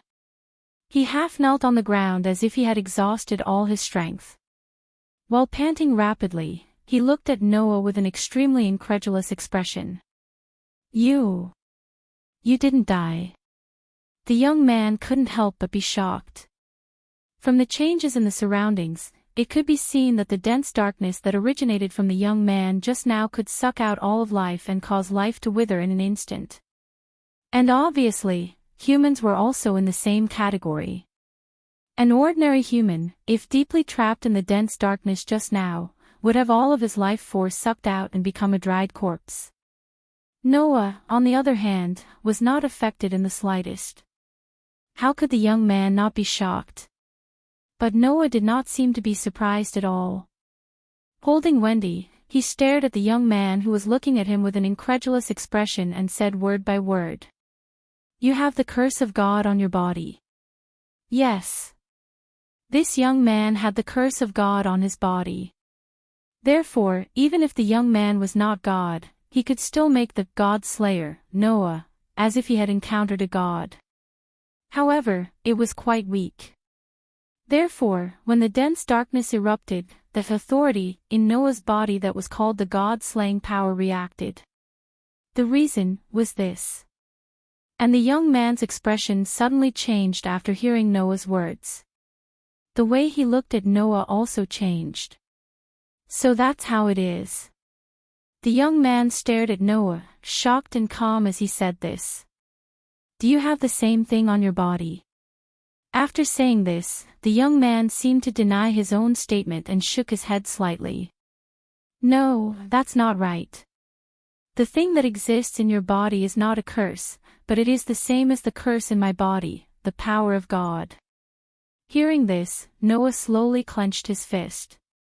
Noah was not surprised that a human had the curse of God on their body. Because, in the God-Slayer world, Noah also encountered the same thing.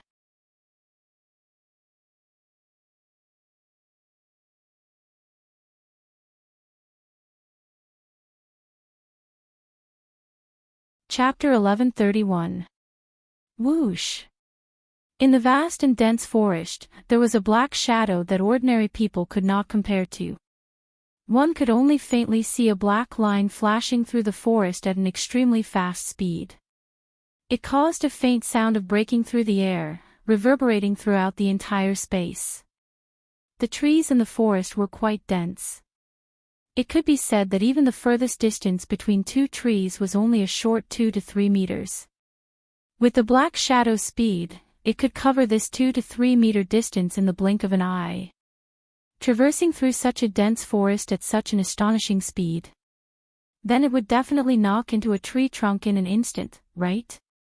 However, it was as if the black shadow wanted to overturn this theory. Its body was like a stream of light. It was as if it had turned on a radar that had a comprehensive scan. It clearly knew the location of every tree. With extreme agility that even the spirit monkey could not match, it shuttled through the dense forest without any hesitation. During this period, the black shadow was not able to knock into a single tree.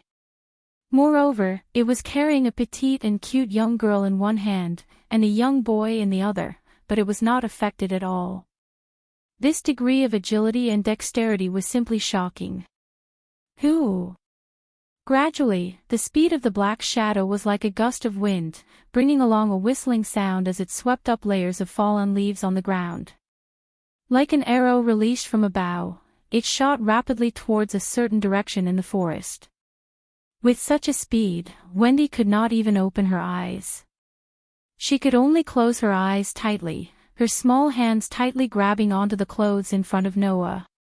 Her entire delicate body was curled up in Noah's embrace, leaning all her weight on Noah's body, allowing Noah to carry her.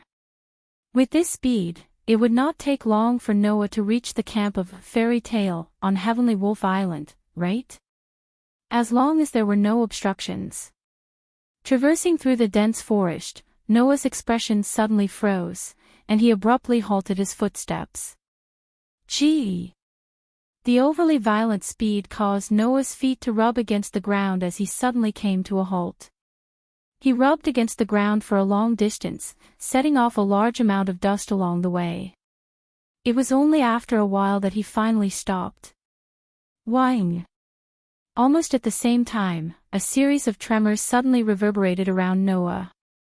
It was the sound caused by the sudden appearance of fruit-like clusters of magic power in the air.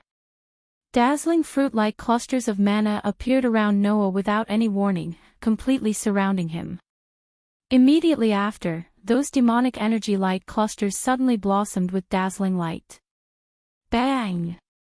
Accompanied by a neat roar, the magic power-like clusters surrounding Noah suddenly exploded, setting off astonishing flames, setting off violent bursts of flames that spread in all directions like a wave of fire.